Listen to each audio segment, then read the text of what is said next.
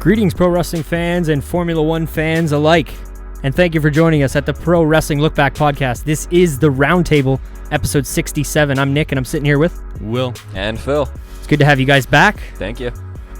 Formula One 2019. Season review, year end. That's what we're here for, and we talked about it. We hyped it up the last few weeks, so anybody listening, I'm sure knows. But if you don't, go check us out on Instagram and Twitter at PW LookBack on both of those. If you want to send us an email, it's prowrestlinglookback@gmail.com. Head over to iTunes, Spotify, Podbean, YouTube, and Google Play. Hit the subscribe button, hit the 5 stars, and leave us a good comment. Well, leave us any kind of comment, but preferably a good one. Hit up teespring.com if you want to get yourself a Pro Wrestling LookBack t-shirt. There's a few different shirts on there, as well as a mug, sweater, all kinds of different stuff. Stickers as well. Check it out. I'm on Twitter at Salsa, SCELSA. On Twitter at LateralG, LATERELG. On Twitter at honda.tech.phil. Yeah, I don't know if you told us Honda Tech Phil at the beginning there. No. You are Honda Tech Phil. I am the Honda Tech Phil, though. And the main one, like I always say, guys, at PW LookBack. Check it out. But yeah, we're here. We're back, episode 67 of the Roundtable. And it's a little bit different. We're going to do a Formula One 2019 season review. We're going to give you our moments of the night. No, moments of the year. Moments of the year, of the And season. Long year. It's a lot of races. And Yeah. we ended in December. December 1st, but still a lot of races. So it'll be fun to talk about it with you guys. We're going to give you our top 5 moments of the year, some of our drivers of the year, maybe race of the year. We're going to try and grade the teams, see how our teaching skills are. You better listen, Mercedes. But yeah, and then maybe talk a little bit about what's going forward with the Pro Wrestling LookBack and all that in the future. We talked about it a little bit last week, myself and Donovan, but let the listeners know a little bit more with you guys here and the what's to come in the Formula One LookBack to be coming soon in the new year. I'm excited. Yeah, stay tuned. We're going to be rebranding everything as the LookBack, so stay tuned for that. And yeah, more shows to come, LookBack shows including Formula One as well as the F1 update. But like I said, we're going to drop a show in the new year for you guys and kind of set the table, set the stage, and go from there. But we appreciate Set the grid. Yeah, there you go. Yeah, set the grid. Fire today. Yeah, and then kind of set the stage, set the grid, like you said, for what's to come for the look back in 2020. But that's not what we're here today. We are here today to talk Formula One 2019. Sorry for any of the pro wrestling fans, but we're not going to be covering TLC. And the roundtable will be changing a little bit as well, in the sense that we're just going to cover that'll be more of a general podcast where you get guys from the Pro Wrestling LookBack as well as us, you two, from the Formula One LookBack, all kind of talking on the roundtable. But like I said, we'll dive way more into that in the new year and let more of the listeners know. We appreciate anybody who's downloaded the show from day one, January 2018, to here in December of 2019. We appreciate it as always, but let's dive into it, boys. Who wants to go first? Well, I do want to ask Honda Tech Phil here a question. Oh. If you were to go, say, work at, I don't know, Nissan, would you have to change all of your social media accounts? No. You'd still be Honda Tech Phil even though you're working at Nissan? Honestly, first of all, Nissan can't pay me as much, so I wouldn't be going there. Second of all, I don't really like Nissans, other than if they're a drift car. And 3, I actually would if I ended up being a different technician, but my heart is Honda. I've been with Honda for over 7 years, and being a platinum technician, trained through Honda and doing a Honda apprenticeship, what else can be said? If it was like a driver's championship where you could be signed a contract to whatever manufacturer for you to be a mechanic on, you would sign Honda every day. You wouldn't go to like Ferrari or Lamborghini or Aston Martin. You'd stay Honda through and through. Sorry to cut you off, Phil. I can answer that almost from the short-ish time that me and Phil have known each other. Yes, he would be signing that dotted line that says Honda. Yep. Honda Power, especially those exotic names you mentioned, like Lamborghini, maybe Ferrari, I don't know. But I know Lamborghini and Aston Martin and those types of names are not one to entice our boy Honda Tech Phil over here. Yeah, he's going to go work at Lada. Sickly odd. No, you know what, though? It's at the end of the day, it was something I was working for and looking forward to and trying to get into a passion. I really actually wanted to get into the racing standpoint, being as a pit mechanic, but you need an engineering background for that. Yeah. I didn't want to go back to school for that. Other than that, though, I'd be signing that line with Honda. Yeah, and hey, man, you never know. Doors can open here and there. Oh, absolutely. For racing opportunities in the future, too, right? It's the fact that you can do what you can do as a mechanic I mean, you open more doors than myself, and I can't speak for Will, but definitely myself. I'm just brainstorming here. I mean, I have racing experience. We have a trained technician. We have this guy here with a podcast. I mean, that's like the start to a race team right there. All I need is you guys open the door. Maybe we can get a Civic, and we can Canadian Touring Car Championship. My Civic, man. Canadian Touring Car Championship, maybe. Man, and for a second there, I was hoping that maybe he was looking at me and he was going to say driver, and then he said podcast. I'm like, oh, okay. So who would be the We'll driver get Nick to then? run them. I mean, we'll get him to run the levels over there. So who's faster? That's the real question. I want to find out. We are going to find out maybe next year in ARC Racing League. Oh, ARC. I thought you were going to mention about the karting. I thought you were going to mention karting too. I've been thinking about it. When's registration supposed to start for that?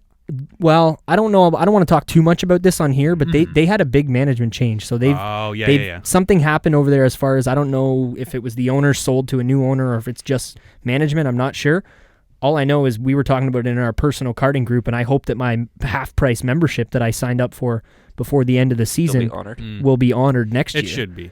Yeah. I certainly hope so. But I think I'd have a better chance to catch up with you in the sim right now, at least. You've got a lot of years under a cart that I don't have. The issue is translating karting to actual touring car. They're completely different. Oh, of course. Like I said, I just thought maybe when you were, he's got this skill and I got this, and lots. And I thought maybe maybe it was like Nick can drive, but no, he can run the levels on the on the mixer. Hey, we have a race team. We got to promote the race team. Who's better to promote the race team than the guy with the voice? Yeah. Oh, fair enough. Okay, I didn't know that's what you meant. I thought you were thinking more maybe like setting up the radio in the driver's helmet or something like that.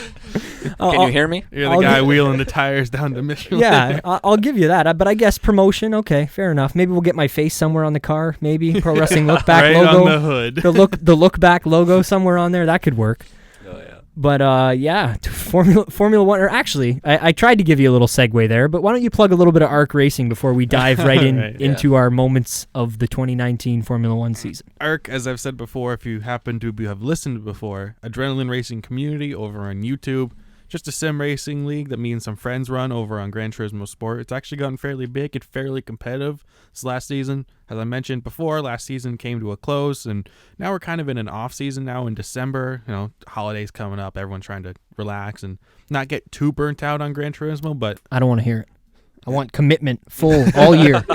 You race an 8-race championship week after week after week after week. Fair enough. Yeah, I'll tell you some Gran Turismo stories about my night last night in a second, but continue with the plug. Yeah, it was just as I mentioned, we're on off season right now, but we're starting back up in January with a new championship we've actually come up with.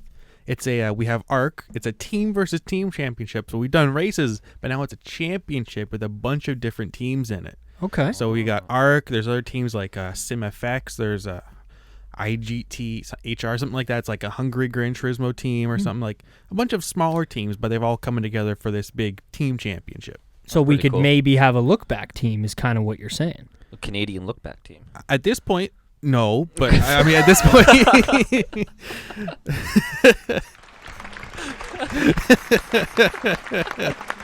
Okay, shut me down immediately. All right. But, I mean, in the future, it's possible if we get to a level where we could be competitive with those guys because they're proper competitive. Yeah. Like, even just some of the guys in ARC, it's like when you have the leaderboards in Gran Turismo for the daily races, we've had guys that are top 10, top 20 in the world for those leaderboard times. Oh, no, and I've watched, me and Phil have watched some of the ARC stuff that you've done on YouTube, and, those guys are consistent. There's very rarely is there mistakes being made in those races, too. It's the consistency is very high. Yeah, you'll go back to the 3-hour endurance race I ran. You'll go load the replay and go to Alex Rogers, the guy that won the GT3, and you'll look at his times on the right side of the screen, and it's like he's within a tenth each lap. And that's as with tire jag, with fuel load, everything. Any interest in a street car series? A little bit here and there. We run like daily, or not daily races, but kind of like every week. Open track days kind of thing? Kind of, yeah. We have like a Friday night super series that we have where it's like we'll have Ferrari versus Lamborghini this week, and the next week it'll be JDM supercars or whatever. Stuff like that, Sweet. Kind of off season. Sometimes we do race cars or whatever, but it's out there. I think we're starting a new one for Saturday that's supposed to be coming up. It's kind of going to be the same kind of vein, but okay, cool. Well, yeah, I'll have to look into it. I've been jumping on a lot in the open lobbies, man. I never used to fuck with the online racing very much. I was more of just a go into find a track and go just pound out laps by myself over and over and over again. And now I just go on GT and I go to the Nordschleife and I just find whatever lobby has the most amount of people in it. And usually clean racing usually is what I'm looking for too. And then I just do laps there. Like last night, man, I was telling Phil at work today, it was amazing. I seen there was a lobby that just had, street cars only, no race cars, faster cars, pass on the left, move to the right if you see a faster car. And everybody was following the rules. So much so to the point, I told this to Phil, that the guy was commenting, and if you ghosted your car, like if you hit start, he would comment, "Don't ghost your car in my fucking lobby. Pull over to text." And he was just super serious about it. Like, you had to be proper, and it was all the damage was on everything. It was super serious, and I loved it. And I said to Phil, like, I'm somebody like that. Like, I would love to have a lobby that has that kind of rules, but I'm not going to fucking enforce that shit. Yeah. So it was awesome for me. It's like, sweet, I get to have this awesome, super serious lobby, but I don't have to be the one that has to enforce everything. Yeah. And then I was driving the Ferrari F50, the 92. Is it the F50? I always get the name F40, mixed. Isn't it? F40, yes, you're right. 92 F40, and it was awesome. I mean, it's hard enough to just keep that thing on the friggin' stuck to the road. And then I jumped in the JDM Honda, I don't know, what is it, the Integra? Civic Type R? Civic Type R, yes. And I was ripping that, and then a little message pops up from a random dude, and he's just like, @Salsa, meet in pits, 1v1, question mark? And I'm like, okay, sure. So I go back to the pits, and then I drive out, and I see him sitting there waiting, and then I just pulled up right beside him, reversed in, and we're just sitting there. We're both revving our engines, and then we both go. And we're driving through the Nordschleife with him behind me. And it was I don't know, it's just fun. You don't get to experience that, obviously, when you're playing by yourself doing time attack. Yeah. So good shit, man. I love me some sim racing. Yep. But speaking of sim racing, I guess we should transition into real racing. Yeah, that is what we're here for in the 2019 Formula One season. Like I said, this has been the F1 update that I can't believe, but I did for every race of the year. I didn't realize that I did an F1 update all the way going back to the first race of the season. But if you go back and check, I mean, it may have only been 3 minutes with no F1 gear down sound in the background, but I was there talking about Valtteri Bottas winning the Australian Grand Prix and all the way through to Abu Dhabi and Lewis winning. So it's been a fun ride, and it's been a cool run to maybe go back and listen to and look back at one day with these roundtables. But like we said at the beginning of the show, things are going to look different in 2020 from the look back, but we wanted to close out the year with the roundtable in episode 67, so let's get at it, boys. I'm going to play it one more time if I can get it. Let's start it out right.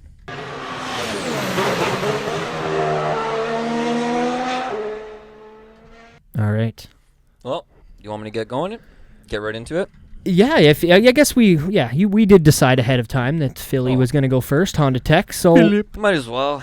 Why don't we get your moments of the year, buddy? So as you requested, I did kind of organize them into somewhat top 5, as 5th being not as much my favorite and 1 being my favorite. And keep in mind, this list, I mean, for the listeners, people listening, this is our personal favorite moments of the season. And a moment of the year could be a team turning around and having a better season than expected. And a moment could also be one person passing one guy on one turn in one race. Mm-hmm. Yep. Any moment of time, whether it's a long moment or a short moment.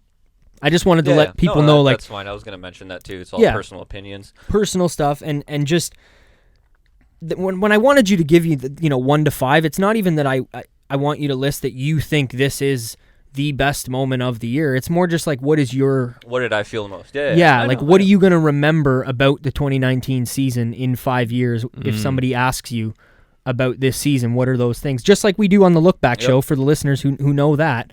What are you going to remember in 5 days, 5 years, 5 months? Number 5, honestly, Chinese Grand Prix, the double pit stop from Mercedes.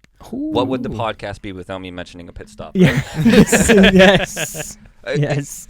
I watched the video of the double pit stop a few times, and I wasn't watching the techs take the wheels off or anything. I was more watching around the car, watching the techs, what they had to be paying attention to. So obviously 2 sets of tires, and there was actually 2 sets of jacks, 2 separate mechanics waiting. So you had a set of jacks for Lewis's car, and then once those got pulled out, a new set of techs came in with 2 new jacks for Bottas's car immediately after. See, I love this. They never reset the jacks because they're hydraulic jacks with a quick release. That's how they're able to drop the car so fast. So they push a button and the car just drops down? Exactly. The jack releases immediately? And sometimes you have issues like with Kimi Räikkönen the one year with the front wing. It didn't release. It was still holding it up. Yeah. And then that's when Buddy fell back when his other mechanic buddy pulled him. Yep, But anyways, for me to see that, it just shows me that these guys had to have so much confidence, so much accuracy, and the best communication possible. Yeah. Not only to perform something in under 3 seconds for both cars, but to do it flawlessly. That's what I found was number 5 was like, I gotta put that there. Amazing execution of the double stack by Mercedes in the Chinese Grand Prix. And that's my first time ever actually seeing a double stack like that. So I know for you guys, you've been in it longer. You guys probably seen other ones, which you guys can comment on how potentially bad it can actually get. Yeah, it's got to be perfect because if you fuck up that first car, then your second car is immediate. Like it's an automatic time. If you want to throw up another one, Abu Dhabi between it was Leclerc and Vettel when they tried to do a double stack, and then the wheel gun at the back exactly caused Vettel to do like a 9-second stop. So so it ended up screwing the second teammate over. Well, both of them in that case. But if you make a mistake with one, that's immediately going to affect the other one. I did not know, nor do I think I would have picked up on the fact that there was different guys switching like 2 different jack holders. Yeah. I did not know that. They had Bottas's tires on the outside behind the techs, and then they had Lewis's tires ready, obviously because Lewis is the first one. The moment Lewis comes in and they take the tires off, those tires got pretty much swapped with Bottas's immediately. So right when Lewis is out, those new tires were ready for Bottas. But instead of having the same guy go back in front of the car and reset the jack and jack it up, they just had a new guy just fly in, up, out. So I found that really fascinating. It was just something I was like, I gotta say this. Well, like Will said 2 weeks ago when you were here, that it's only the tech would pick up on stuff like that in the race because it's just not something I would have noticed in the sense of, well, we talked about it again a couple weeks ago, how many drivers are really there, how many techs, how many mechanics are around the pits around one car in each stop. So you obviously seen there that some of them are switching. 3 per wheel and then 2 on either, one on either side. And this is a total random question as far as like pit stop stuff. Do you know how high the car gets jacked? Because it can't be very high. It's probably just enough that honestly, they can get the tires off. Watching it, they pump the car twice. They get it under 1, 2. Okay, and so then whatever in that moment when they're pumping, the technicians already take the wheels off. Oh. So when it's off the ground, that guy's pulling the tire already. So it's not like it goes up delay. And then they wait to take. Like it goes up, then they take it off. Yeah, it's going up as they're taking it off. So it's like a whole like smooth like momentum and everything. So that's what I found. Yeah, like I said, fascinating. And do you know how many teeth are on the wheel guns? I want to say over 20 because it's a special type of socket. Teeth on the wheel gun, like on the socket, right? Yeah. So it's a special socket that actually grips the axle nut. So I remember we mentioned this like one of the previous episodes. That socket will latch on, spin off. But if the technician pulls the gun away too early, the axle nut will stay on the axle and you can't get the tire off. You need to put the gun back on and continue impacting it off to pass this keyway. So and the socket stays on, the axle nut stays on the socket. You put the new tire on, lines up with pins, slam it on, done. That's how that socket. And apparently that socket is worth around like $2,200 or something. I'm really looking forward to more of this. And like but seriously, and then learning because I listen to a lot of F1 shows, and this is not the type of stuff that I hear on F1 shows. I guess it's a little different, right? I've never really the most I pay attention to a stop was he's getting new tires. What compound are they? Yeah. Like that sounds like, but then you have this guy here that's like a technician. He's like, that wheel gun's really interesting. Exactly. So, like for me, all I see is potential with the future, right? There's gonna be one day that all 4 of those technicians that are holding those guns, their minds are gonna be perfectly synced, and there's gonna be that one day that you're gonna see a sub 1.5 pit stop because it's just gonna be perfect timing. All the guns are gonna be on, off, out. I bet you're the guy that when NASCAR comes to Canadian Tire and they have like the pit stop challenge, you're the guy that's like, I'm ready. I did that at the Indy. I even brought my mechanic gloves, bro. No way. That's awesome. They do it for F1 too. They had it at the F1 Grand Prix. The big tire you do take it off. Sweet. It's pretty wicked. Yeah, good moment. Yeah, it was a decent one. I'll jump into 4 there. Number 4. The floor is yours, my friend. Oh, mine, eh? Number 4. I'm gonna say Albon's debut with Red Bull after the break. Sorry. Yeah, in Spa. His first race with Red Bull, amazing. How many passes did he have? It was just.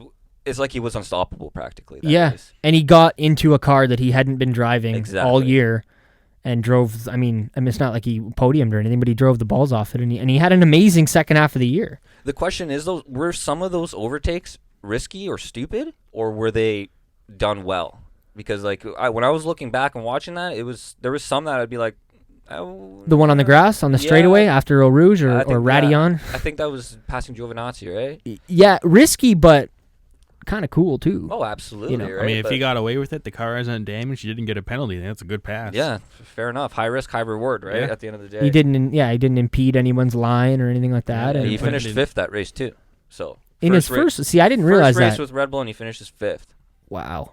Do you think? I mean, not to put you guys on the spot, but do you think that was, aside from maybe Brazil, his performance of the year, as far as Albon goes?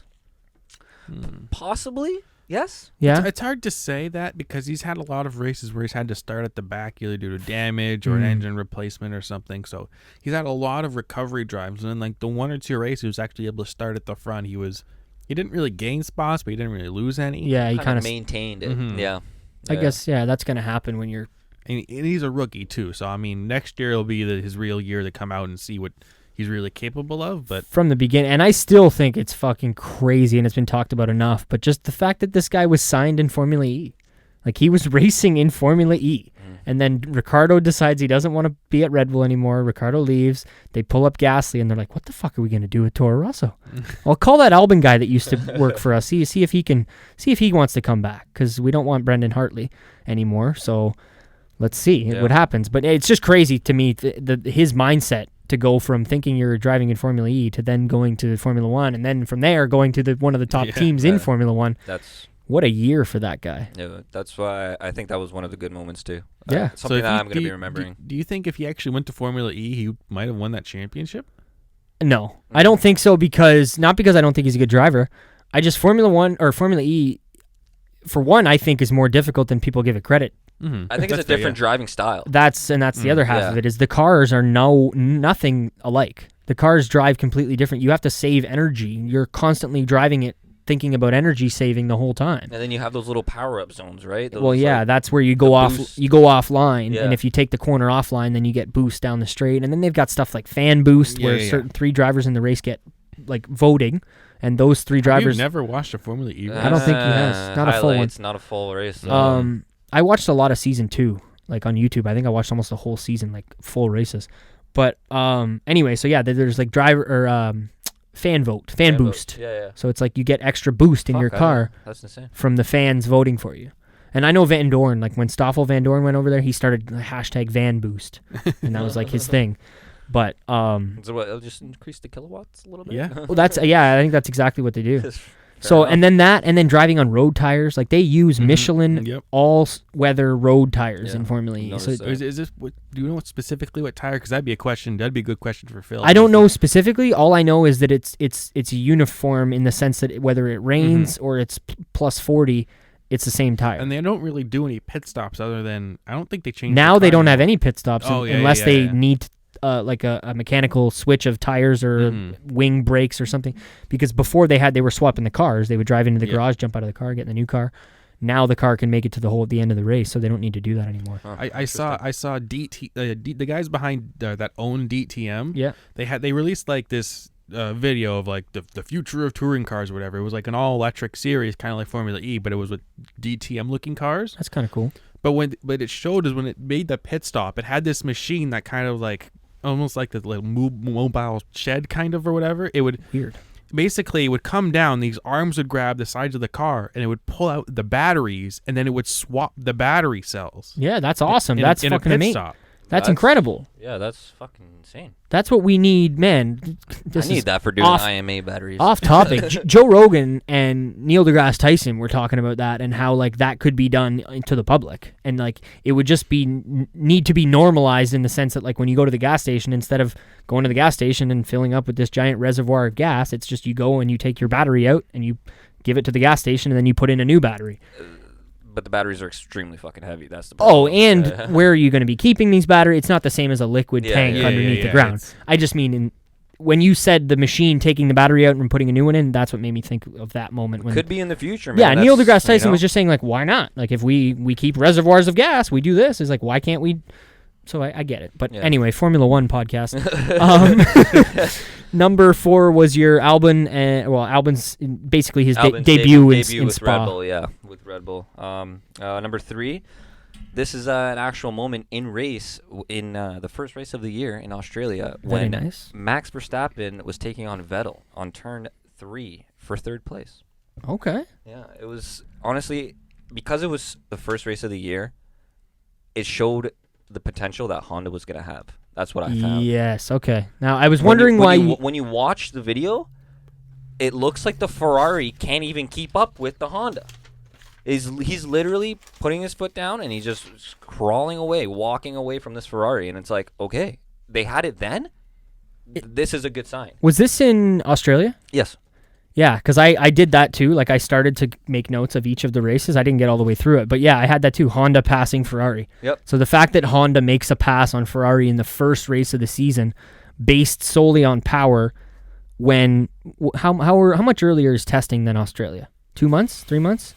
I do not know. Let's say it's 2 months. When 2 months earlier, Ferrari was topping all the charts in testing. Like, they were like the runaway favorites coming out of testing in 2019. So to have Honda be 2 months later beating them in a race, in a straight, coming out of the corner, I think it was. Yeah, it was turn 3. Yeah, so that was awesome. That race too. He actually finished second that race, and it was less than 2 seconds behind Lewis. And Bottas won the race. Bottas won the race, and then Lewis was second, and then third was Verstappen. So it's quite second. Sorry.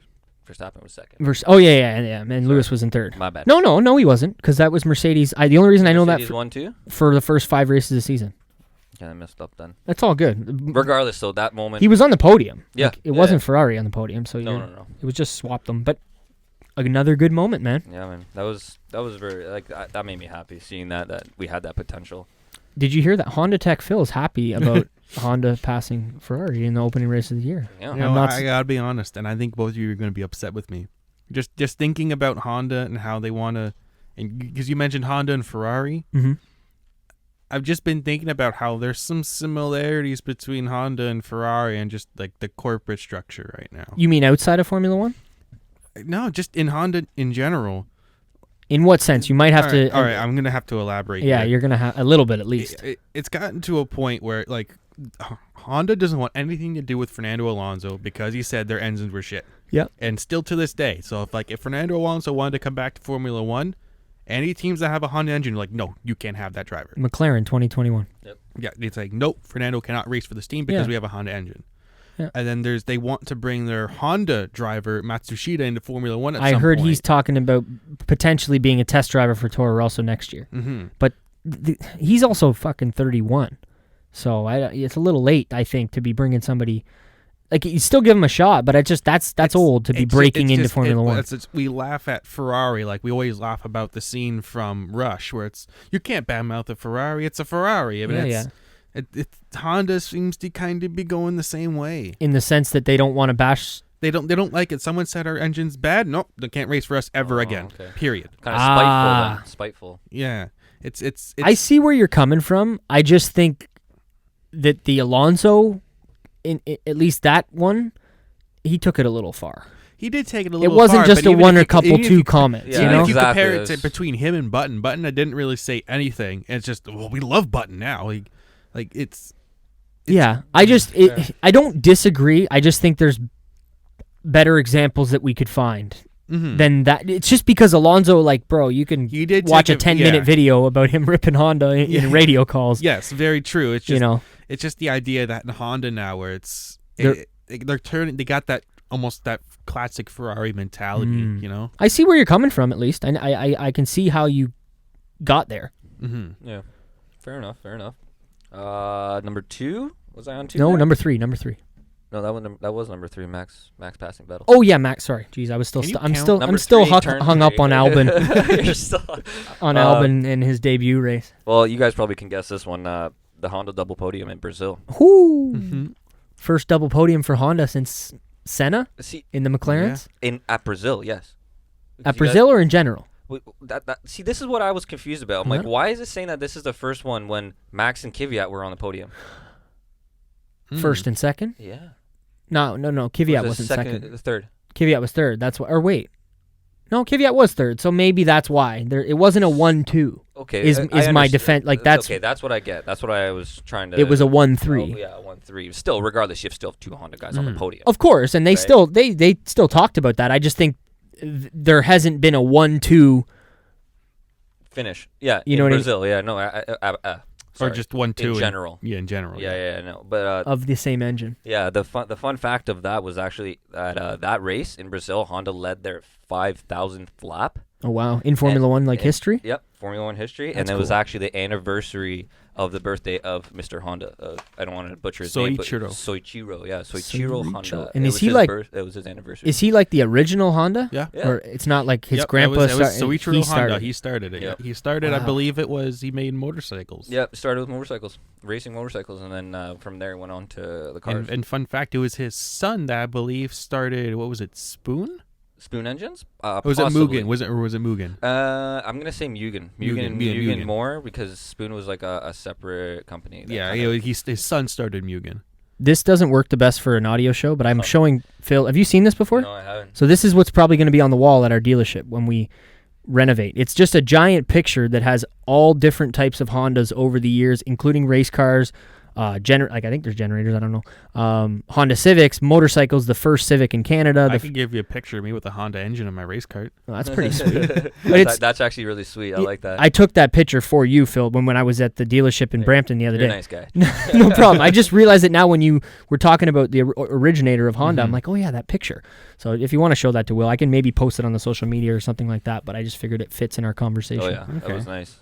Kind of shows the history, and they got Alex Rossi winning the Indy 500 in 2016 on there. So I noticed the IndyCar. So but no, I found it good just because it shows for next year what they could have, what the potentially could be. For sure. But at the same time, the question mark is 2021. What will happen then?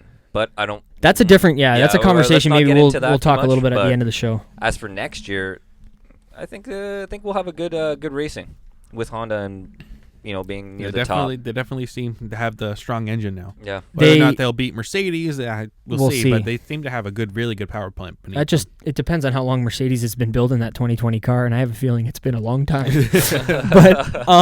But yeah, Honda's definitely they're on an upward trajectory, and the fact that they had Toro Rosso, I think, for a whole season before they actually got that engine in their car. Tweaked everything. I think that did wonders, and I don't think it was an accident that Brendan Hartley took all the penalties that he went through like 6 engines, I think, in the season. Shit, really? So that was, I think, them testing the waters and like, well, where can we push this? What should we do in these types of tracks? And just basically testing the limits of the engine. And I really think that having that opportunity to do that for a full season helped. Oh yeah, the future of Honda and obviously Red Bull.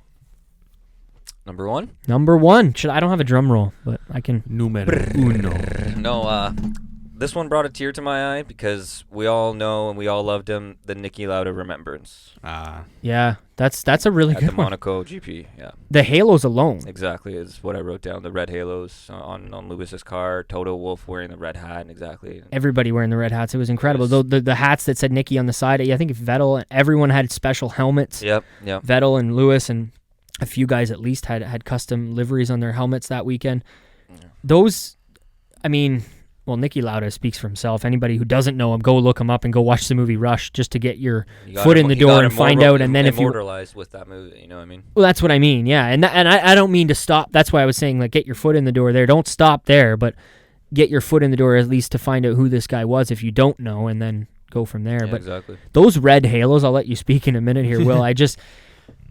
If I'm going to buy another model Formula One car, that's the one that I'm going to be getting, for sure. Yeah. As much as the Mercedes Germany car looks... What if we were to combine the two? The red halo with the Germany car? Oh, fuck. I think that's too much. That would be amazing. It just wouldn't... It just wouldn't be real, so that would bug me a little bit, knowing that like this is a replica. Like the one I have, for instance, is a replica right down to even the little winglets of Lewis's car in Mexico in 2017 when he won the championship in that race. So anyway, my point was just if I'm going to get another one of those 118 scale replicas, it might be the one with the just get a 1-to-1 scale replica. Oh yeah. Oh yeah. Sure, We'll just put that in the garage. We'll put it in the background of the photo for the round table. But we'll have 3. We'll each do the podcast in one car. oh geez, that would be hilarious. But yeah, I just the look of it, and it was, to me, it genuinely looked like the car was wearing a hat. Yeah.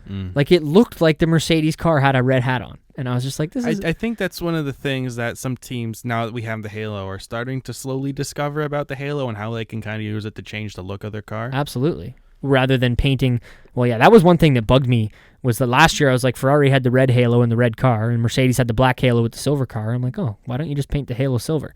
And then this year, Mercedes comes out with the silver Halo, and I'm like, okay, sweet, they painted it. And then Ferrari releases their car, and they got a black Halo now. And I'm like, what the fuck is going on?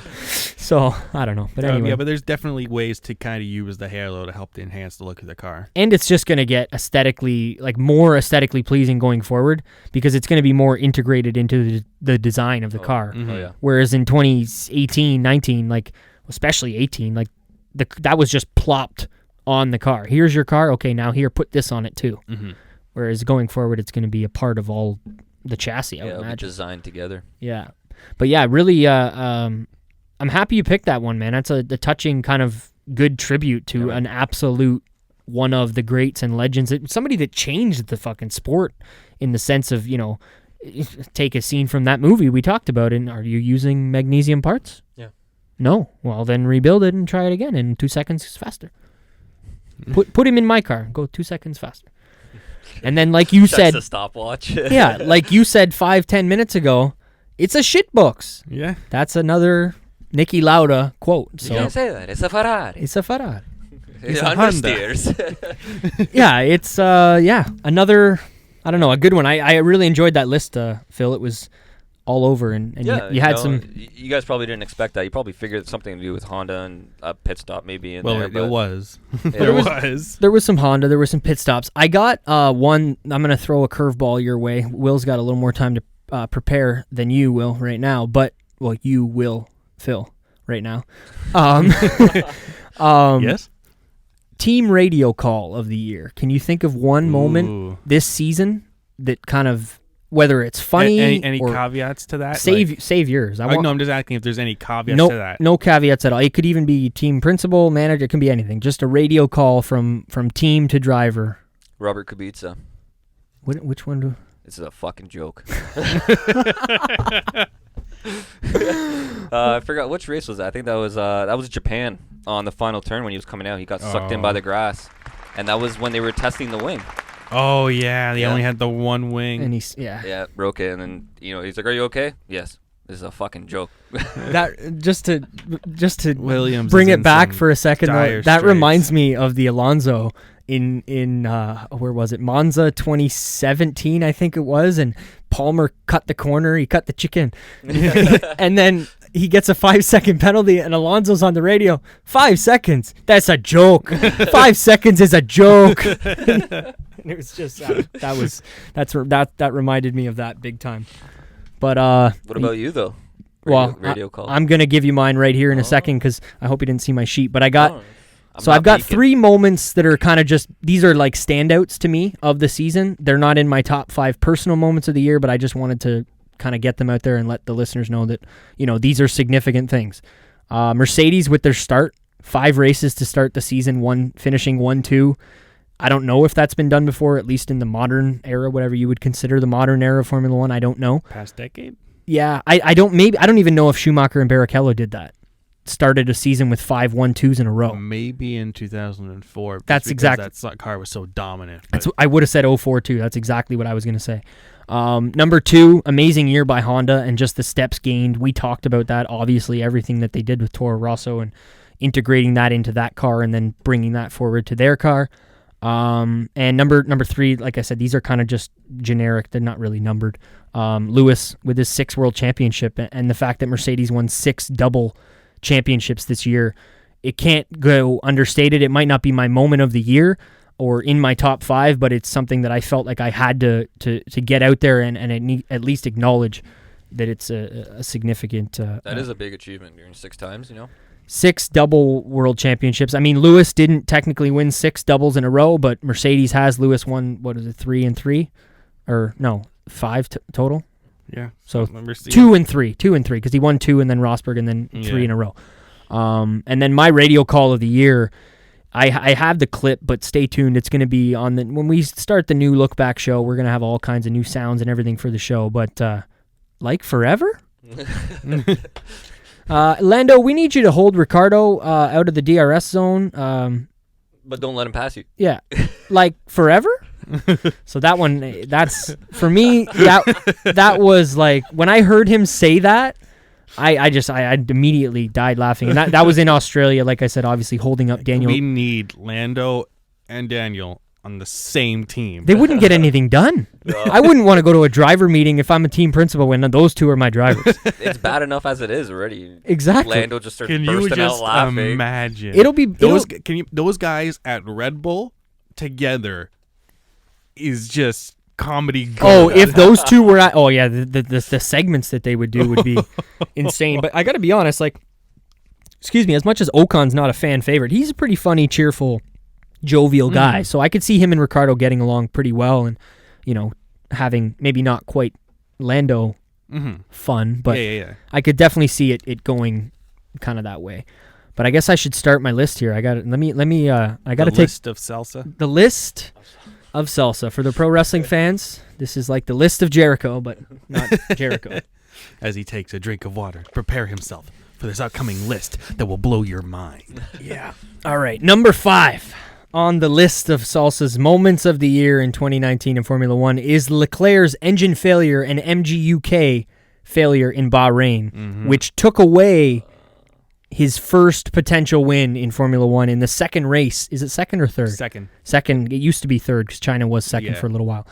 But the reason it's on my list is because I think this was a beyond great learning experience for Charles.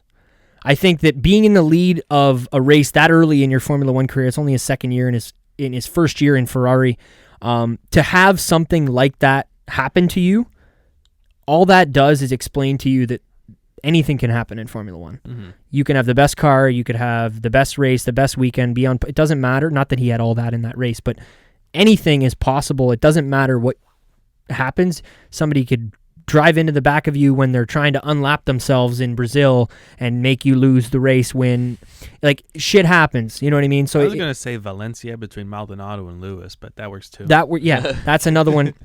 No, exactly. And I just think it's a good building block in his career forward to have something like that significant be taken away from you in a race that you probably assumed, this is going to be my first win in Formula One and my second race in Ferrari. And, he didn't end up getting his first win all the way till Spa after the summer break with Albon's debut, same race. So I don't know if maybe it would have went different if he would have won in Bahrain. Do you think maybe he would have won some more races in between? I don't know. But I just wanted to really drive home the fact that I think that this was a good thing. As much as it sucks to not win the race, it's a very good thing for someone like that and a young up-and-comer to be taught that the unpredictability in Formula One is probably the most prominent thing in Formula One. Sometimes.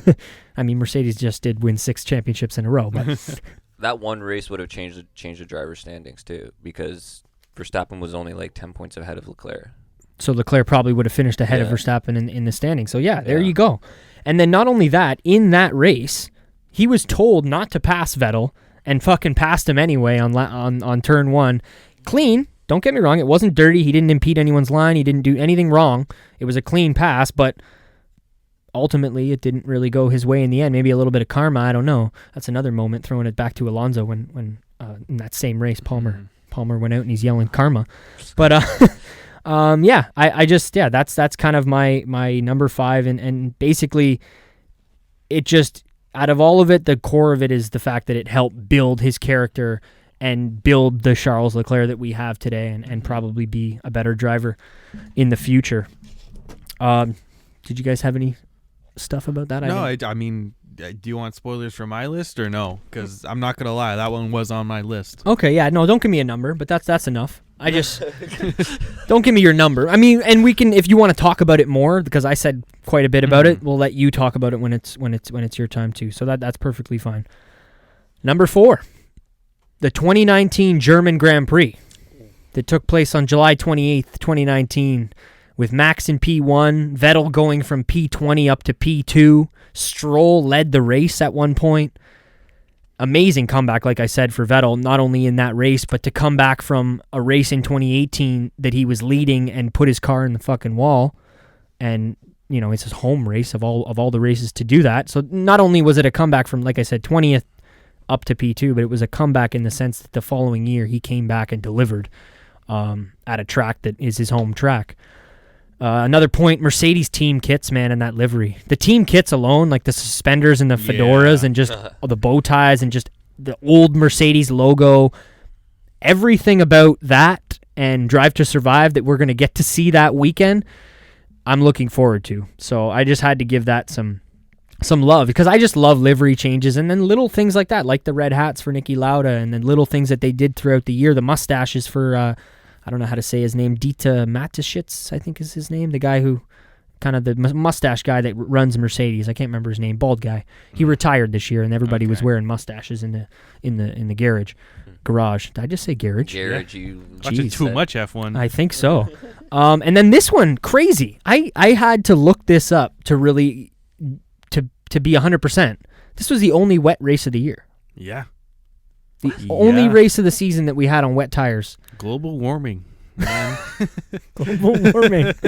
Not that should be something we laugh about, but yeah. So the only wet race of the season, and then debatably, we'll talk about it at the end in when we're done, but debatably the race of the season. In the sense that it was completely unpredictable. You had Kvyat getting on the podium. You had Hülkenberg almost get his first podium, and then he binned it where everybody else was binning it, so you can't really... skating rink. Yeah, it was a drag strip. Yeah. It was a literal drag strip. So I don't blame them. That part of the... But you shouldn't be going off, but... I mean, it was also super wet there, too, so it's hard to say. I mean, but both Lewis made mistakes there, so it wasn't just, Yeah, that was the one he got the 5-second time penalty. Well, and I was just going to say, Lewis had 6 pit stops in this race. Really? 6 pit stops. And then do you guys remember the video of Lewis like cutting over the grass to come into the pits, and then the Mercedes didn't know he was coming into the pits, and they were literally in the pits for like 35-40 seconds. Scrambling. With guys, literally scrambling, running They ran around. and got tires, and then they turned around. They're like, oh shit, we need a wing. We're going to go get a wing. It reminded me of like Three Stooges like sketch comedy where like you have no sound and you just have that like doom doom doom doom doom doom doom like the music in the background. And if you would have just played that music with no sound over that pit stop, it would have fit perfectly. And the uniforms made it perfect. Exactly. I forgot that they were wearing... Put the old-timey camera up. Exactly. So black and gray. And your only pit crew guy, just the one guy doing the wheels, and he's doing the wing. He's getting both checks. Yes. So 6 pit stops for Lewis. He finished in P11. I think that might have been one of the only races that he finished outside of the points. Don't quote me on that. I'd have to Google it, but possibly. Daniel Kvyat on the podium. And then the other major thing from that race, I guess that's a takeaway, is 7 total DNFs. So not something that we see that often in the sense of, Can you name the 7 people? I cannot. I only wrote 7 DNFs on my sheet. I didn't... I remember it's Leclerc. Leclerc DNF, Bottas DNF, Hülkenberg DNF. So that's 3. Ooh, I'm not sure, man. I'm sure there's some lower ones, like maybe a Giovinazzi or a Perez. I don't know. One of the Williams made it into the points. Oh, then that was the one race that... Kubica. Yep. Woo! That was the race. Was that the race when the 2 Alfa Romeo cars were disqualified?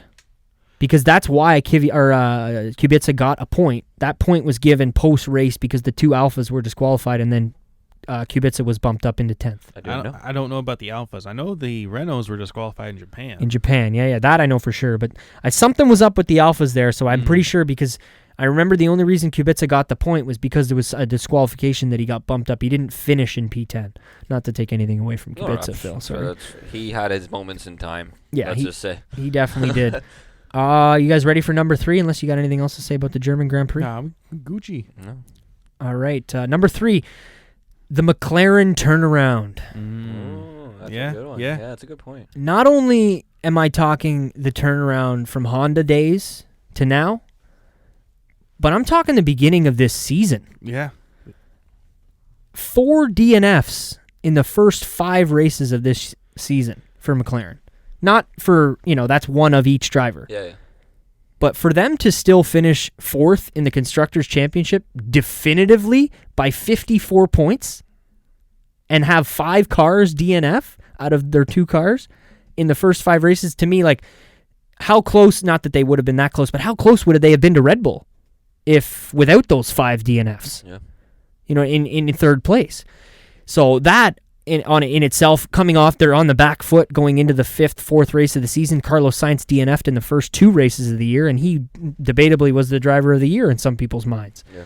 So that is an accomplishment in itself. Like I said, the switching over from Honda and Renault engines, and not only switching, but doing better with a Renault engine than the fucking factory Renault team. That tells you something about the drivers. It's like, we use your engine better than you. Now, how much of that? It's clearly not engine, because every factory team is going to have a bit of advantage over the teams that they're selling to, especially back when they first introduced the V6s. There's a reason Mercedes was ahead of teams like Williams and Force India at the time, is because they were the factory team that got the smaller minor advancements before the teams they're selling to. I don't believe that, though. I'm jaded in that. Like, I think that the engine that's in the Mercedes is the exact same engine that's in the Racing Point. I think Mercedes. I think everything else about the car is what makes it better. And even back then, when Williams was finishing in 3rd and 4th and 5th place, I think the engine in the Mercedes and the Williams was the same, but the car wasn't. The Mercedes car was that's just my opinion as to why they were still winning the races and winning the championships in 2015, 14. I mean, this is going to sound a little out of left field, but I wouldn't be surprised if at some point it was later revealed later on, and maybe a few 5 years or whatever, that Mercedes are doing a little something, skirting the rules somewhere in their car. It's possible. It wouldn't surprise me. Like, I know we bring it up a lot, but going back to the Spygate scandal back in 07, 08, when McLaren got all the documents for the Ferrari car, they found several, like 3 or 4 things that they were breaking the rules on. Well, I mean, and that car wasn't the most competitive car that season. Like, it was the 2007, 08. 08. Yeah. Well, yeah. So enough. So even though they're screwing the rules a little bit, it's not necessarily the most. It's not like it's gaining a second a lap like you would see in the 70s or whatever. But I mean, I wouldn't be surprised if Mercedes was doing a little something to skirt the rules at some point, but how much and what exactly, we don't know until we'll see. So they sell a random. I'm hoping nothing, but I mean, you never know. But at the same time, it's like, if you're better at exploiting loopholes, then that's until Vettel goes and inspects the car. Vettel is known for that, eh? Yeah. But yeah, going back to this McLaren turnaround. So basically, Carlos Sainz in P6, Norris in P11 for the season. Amazing for them. Not only that, they started the season with 2 drivers that have never driven their car before, ever. So not only going into a season with 2 brand new drivers, you're already on the back foot, and then your 5 DNFs, and then you're switching your engine to the Renault. And I know they had the Renault for 2 years, but either way, it's still newish. And yeah, other than that, the fact that they're embracing the change and they announced the partnership with Mercedes for 2021, and they're like, it's not, I don't know how to word this, but they're open to change. And that to me is a good thing. It's a big turnaround, and like you mentioned, it's a big turnaround for McLaren, but like the turnaround, not just the team, but the management of McLaren overall, from when it was powered by Honda to when it is now. Yeah. Just the team energy, the way they approach things. The attitude towards, doing something maybe that they wouldn't have wanted to do originally. And the old Ron Dennis, not that I watched a whole lot of him, but the whole Ron Dennis mindset of running McLaren and just, this is the way we do it. And this is, you're going to deal with it or leave. And they're not necessarily that kind of team anymore. And I don't know, I kind of like that. So I'm hoping, I don't know how much we're going to see of it in 2020, but maybe 2021 we can have McLaren be up there. If there's 4 top teams, and let's hope they can be one of those 4 top teams, because they deserve it, I think. Yeah. Number two, Pierre Gasly podium in Brazil, and a crazy season for him with the switch with Albon. Kind of like, your number 3 point, but a little more focusing on the Pierre Gasly podium and less the Albon start, but also just the turnaround for him too. The switch of coming from, a rough start in the Red Bull car, switching over to the Toro Rosso, and immediately, give me your metaphor, jumped right on the skateboard and he's flying. Like he knows that car, I guess, like from 2018. I don't know if that's what helped him, but yeah, just his ability to put the past in the past, I guess, in the sense of like his Leave time with Red Bull, and just focus on, okay, now what can I do for the rest of this time with Toro Rosso? And maybe, who knows, I don't know if he ever will, but get back to Red Bull one day. Well, that's good. That's what you need, though, as a driver. You can't stick on the past and try and remember things and, reflect on the bad stuff. You have to look forward and convince yourself to work on stuff to improve. Yeah. And like I said in the past, he seems so much more confident and comfortable in that Toro Rosso. And I think a lot of that obviously is the car, but I think a lot of it is the team and the guys around the car and him working with most of them for a whole season the last year and being, I don't know, the French and Italian thing. I don't know if it's they get along well, but I think it's more than just the, where the pedals are and how comfortable the steering wheel is. Not that that's what you were saying, but I think it's all a contributing factor in the whole team atmosphere. I think maybe absolutely. The so-called Red Bull meat grinder that they have up there and what they do to their drivers sometimes and the pressure that they put on them between Christian and Helmut. So, and then, man, Honda power up the fucking hill passing Mercedes and keeping the Honda ahead of the Mercedes at the line is just who would have thought that? Yeah. Even, 2-3 years ago when we were getting GP2 and you try, I tried enough, you try. Who would have thought we'd be getting Honda up the hill? Not Alonso. Not Alonso. Certainly not Alonso. Up the frickin' hill in Brazil and keep staying ahead. And when it took hearing Gasly say that he could see Lewis's front wing for me to understand like how close they really were. Because, I mean, we've all done simulator stuff. Like, not that I've sat in an F1 car, but if you're sitting in an F1 car and you're seeing anything that isn't right in front of you, they're fucking close to you. So that just shows it. I mean, it was an amazing moment. I don't know if I've watched a race with that close of a finish, and for it to go right down to the wire like that was I don't know, a big ups to the Honda boys over there making that car.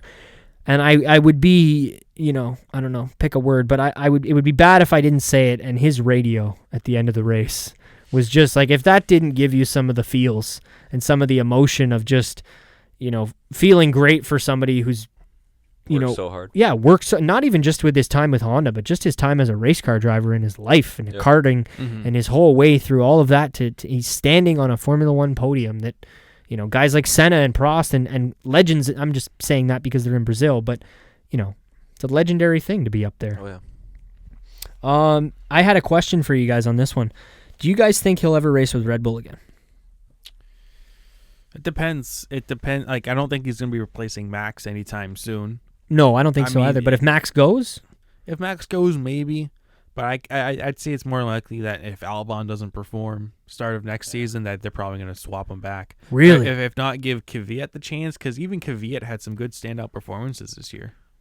Yeah. Somebody said, I don't know if we talked about it on the podcast, somebody said they should have just put Kvyat with Max and then just let Gasly and Albon fight it out in the Toro Rosso, and whoever wins gets the seat.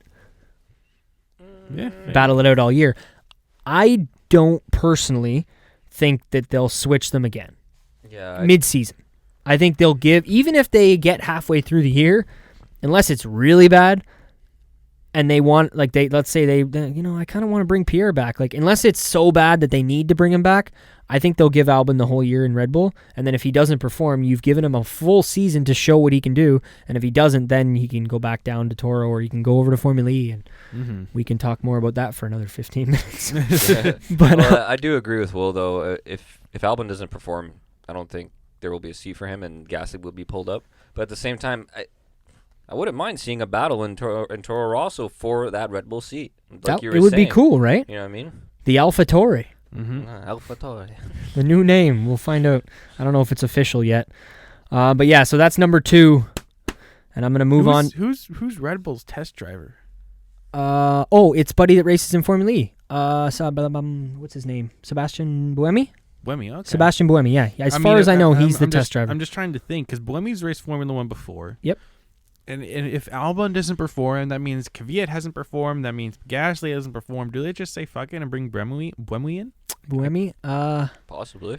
They've already given him a chance. I mean, there's not many guys that they could go to. There's another young guy that I can't think of the name right now. I mean, Sean Galale. I don't know. I don't want to say it because I'm not 100% sure. So I'm sure that there's hopefully some more young guys that they have signed, but at the same time, like, you know, you don't want to have me too young. Yeah. Fuck it, just get one of the esports drivers. Might be a little bit crashy. Who was that guy that followed me on Instagram? Yeah. We should. driver. Yeah, one of the esports guys gave Phil a follow on Instagram. What was he race for? Toro Rosso? No, Red Bull. Oh, Red Bull. Yeah, Red yeah. Bull esports, yeah. Oh, so there you go. Yeah. Message him. Was he good? Yeah, I'm pretty sure they won the championship. No, Ferrari won this year, didn't they? The driver. Oh, Red Bull won the constructor. Constructor championship. Oh, okay. Yeah. That's cool that there was two different teams doing that. Yeah. Different. I don't have a drum roll, and I've been number one. And this is where I said to you guys that I may be a little biased in my opinion of some of this stuff. Lewis Hamilton, 6 world titles. That didn't even make my list. Yeah. And number one for my list is the 2019 Canadian Grand Prix and the Vettel controversy. Wow. Yeah. That's funny. This is my number one moment of the season. I think let me state right off the bat. We all know I preach on here that I'm a Mercedes fan. I mean, I'm wearing my white Mercedes shirt for the picture today, and I didn't want to wear the hat. I didn't want to be a full kit wanker, as they say, on 3 legs, 4 wheels. But I don't think that Vettel should have been penalized for this. I think that Vettel should have won this race, and I don't think at all that this should have been a penalty. So let's do a little recap. What exactly happened between Lewis and Vettel? So they were fighting it out for quite a bit. Lewis was chasing down Vettel. He was on pole. They go through turn 1 of Montreal. You know, Yep. That's right. If anybody listen, go take a look. I don't know how to describe it. Come around the right-hand turn. They go under the bridge. There's under the bridge there. Right. Turn, 1, 2, 3. So turn 4. The little downhill chicane, right, left. Yep. Vettel makes a mistake, goes off the track into the grass, Right. and then cuts back onto the track. And he into the line, right? And he cut. Well, this is where I don't think it was intentional. I think he was just trying to get back on track. And if you watch the replay, you see his hands. His hands are no control. Yeah. You're driving a Formula 1 car on grass going, I don't know what they turn into that corner at, 200? I don't know, 150? Yeah, They're braking. That's a 4th gear turn. So, yeah, quick. 4th gear in a Formula 1 car is quick as hell. So he goes offline, and then Lewis is coming around the corner. And just like Lewis said, it's not inaccurate. If the wall wasn't there, I would have went around him. And I love Lewis, but Lewis, the wall was there. So you couldn't. And that's the track that you're on. If, you know what I mean? If Monaco was Paul Ricard, then it would be like, but it's not. Monaco is Monaco, Canada's Canada. This is the race. There is a wall there. Yep. It's a street track. That's just the way it is. So for them to take away the win, in my opinion, from Vettel, and Vettel, who was leading the rest of the race, Lewis couldn't pass him. It's not like Lewis passed him. Vettel crossed the finish line in first place and then got the penalty, and he said, no, they're taking this away. This is wrong. And it was, you know, it's a combination for to have it as my number one moment. It's a combination of me watching the replays and being like, you know what? I think they got this wrong. And number 2 being, if it went the other way, how different is Sebastian Vettel's season? Because this is early on in the year. And I don't think it takes much to shake somebody like Sebastian, not to take anything away from him, but we've seen, you know, he makes little mistakes here and there, and who knows, maybe something like this ate at him all year, and it was just that one that got away. Not to say he was dwelling on it, but who's to say that it couldn't have changed his mindset and his mentality for the future races after it. So it's just all of those factors. And then the bias factor comes into play, and I was there. And I watched this live, and I remember because we were walking from one turn to another turn, and I had my little headphone that I wear at work, and I was listening to the commentary, and I heard them say, Vettel has just been given and I was like, what? Vettel's been given a penalty? What's going on? Because we were watching it from different corners here and there, and then, like I said, I think 3, 4, maybe a month ago, I don't know what F1 update it was on, but when I talked about, you know, the me taking pictures of the podiums area and going through my pictures and realizing that I have pictures of Vettel, well, the top of his head, moving the sign and taking the number 1 sign that Lewis pulled up in front of and putting it where his car would have been, because Vettel didn't even pull into the fucking Parc Fermé. Is that what it's still called, Parc Fermé, if you wait on the podium? Parc Fermé, yeah. Yeah, okay. I didn't know if they distinguish it different between the people on the podium and not. But so he just pulled his car into the normal Parc Fermé, and he's like, fuck that, I'm not going over there. Goes and changes the sign. So the fact, again, of all that, I was there. It was, to me, a season-changing point. Whether it would have made Vettel the world champion, I don't think so. But I just think this was a major moment of the season, and it happened early enough that I think it changed not only like maybe Vettel's mindset going forward, but the way that the stewards were going to enforce the rules of Formula One going forward. So I don't know. It's I don't know if it is, when we think about it in 5 years, whether it's really going to be everyone's moment of the year, but for me, it's something that's always going to be remembered and associated with the year 2019 in Formula One. Obviously, like I said, because I was there. But just to me, again, being such a big Mercedes fan, I'm very curious how this could have changed Ferrari's season. Would they, have finished, like, I don't know how much they beat. Did they beat Red Bull? Obviously, they beat Red Bull in the Constructors' Championship, I'm pretty sure. So how much more would they have beat Red Bull? But they must have, because the Red Bull had two part-time driver, like, you know what I mean? Yeah. They had two number 2 drivers. So yeah, how different could their season been? And just, that's kind of, I don't know, my most of the and then him moving the sign is epic, and that's something that we're all going to remember and see in clips of Formula One, because it was, it was taboo. It was something that we don't always see.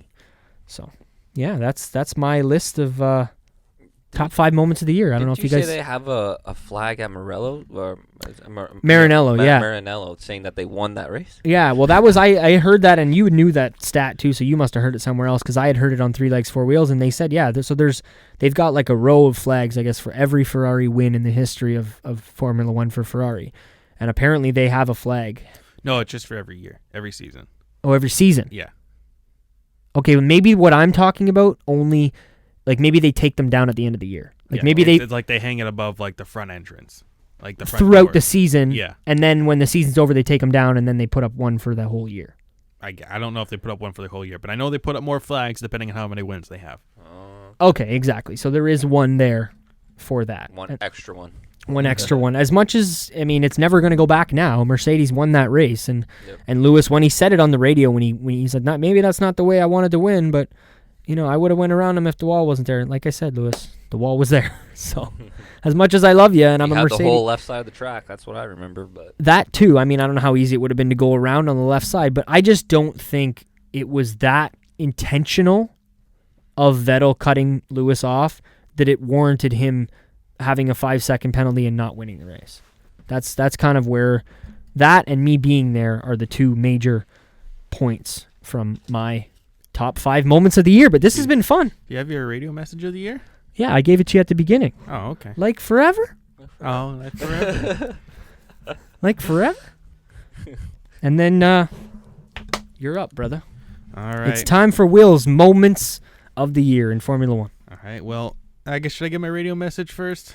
Yeah, and if you have any other I didn't really ask Phil, but if you had any other points that maybe didn't make your list that you want to give an honorable mention to, feel free to do that as well. You kind of covered my radio message of the year, but it's gonna have to be Pierre Gasly's scream for the podium. Oh yeah, that's gonna go down in history. I may have shed a tear that day. I'm trying, you should be able to remember, but it was emotional. I definitely remember being emotional watching that, because it was, you could feel his excitement. I was fired up, man. That's 100% going to go down in history. Every time when they'll do an F1 over the years video, or here's why we love F1 video, or a montage or something, that scream is going to be in that video at some point. Absolutely. The fact that he popped the levels was just... It was crazy. I don't know. Being somebody that watches audio levels, I can't imagine what it looked like on that one. All right. So number 5 moment. Carlos Sainz's podium at Brazil. Yeah, that's a good one. That is a really good one. I'll let you talk, but I love the celebrating with the team. Mm-hmm. Yeah. It's Sainz not getting qualifying in, doing the race, going from, what was it, P20? I think we had 20 I cars think he this year. started in P. Yeah. No, it was 20 or 19 because there might have been one guy above. Yeah. But he at the back of the grid, at the third place in the McLaren, and what was one of the most exciting races of the year. They didn't show enough of his passes. They didn't show enough of his passes, and they didn't have him on the podium to get the trophy like they should have. Yeah. Yeah. What could we have, or not we, but what could they have done differently? Just to make the decision with Lewis earlier, sooner? Yes. Quicker? They've done that or before. Or even leave them in the chill room. Leave them in the chill room. Yeah, Hold on, we got shit to talk about. Yeah, they've done that before. They've had, I think it was a couple years ago where it was like Max thought he was on the podium after winning the race or something, and they had like... It was USA 2018. Yeah, and they had Kimmy come in and was like, no, I'm on the podium. Yeah, I'll never forget that. That's what I was expecting. Yeah, you said that to me on the Monday after the race. You said you were expecting Sainz to be walking in that room saying, sorry, you got to go. Sorry, Lewis. Yeah.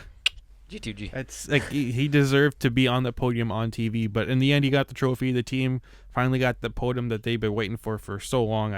We mentioned like 2014, 2013. Yeah, Kevin Magnussen, I think 14 or 15. No, not 14, not 15. Yeah, it's like that's for McLaren to not be on the podium for a span of 5 years.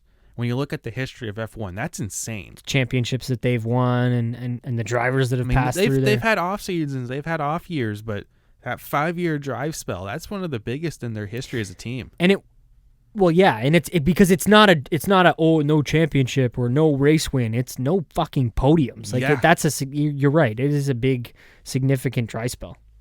Like, so that's got to be my number 5, and I'm sure the Brazilian Grand Prix. If you haven't watched it, go watch it. Yeah, that's one of the best races all year. Like, that's hard to talk about. But my number 4 was the shit show that was Monza qualifying. Oh my god! I completely forgot about that. This applause is not for the qualifying. Always for Will. This applause is for fucking Will. Jesus Christ! I forgot about it completely.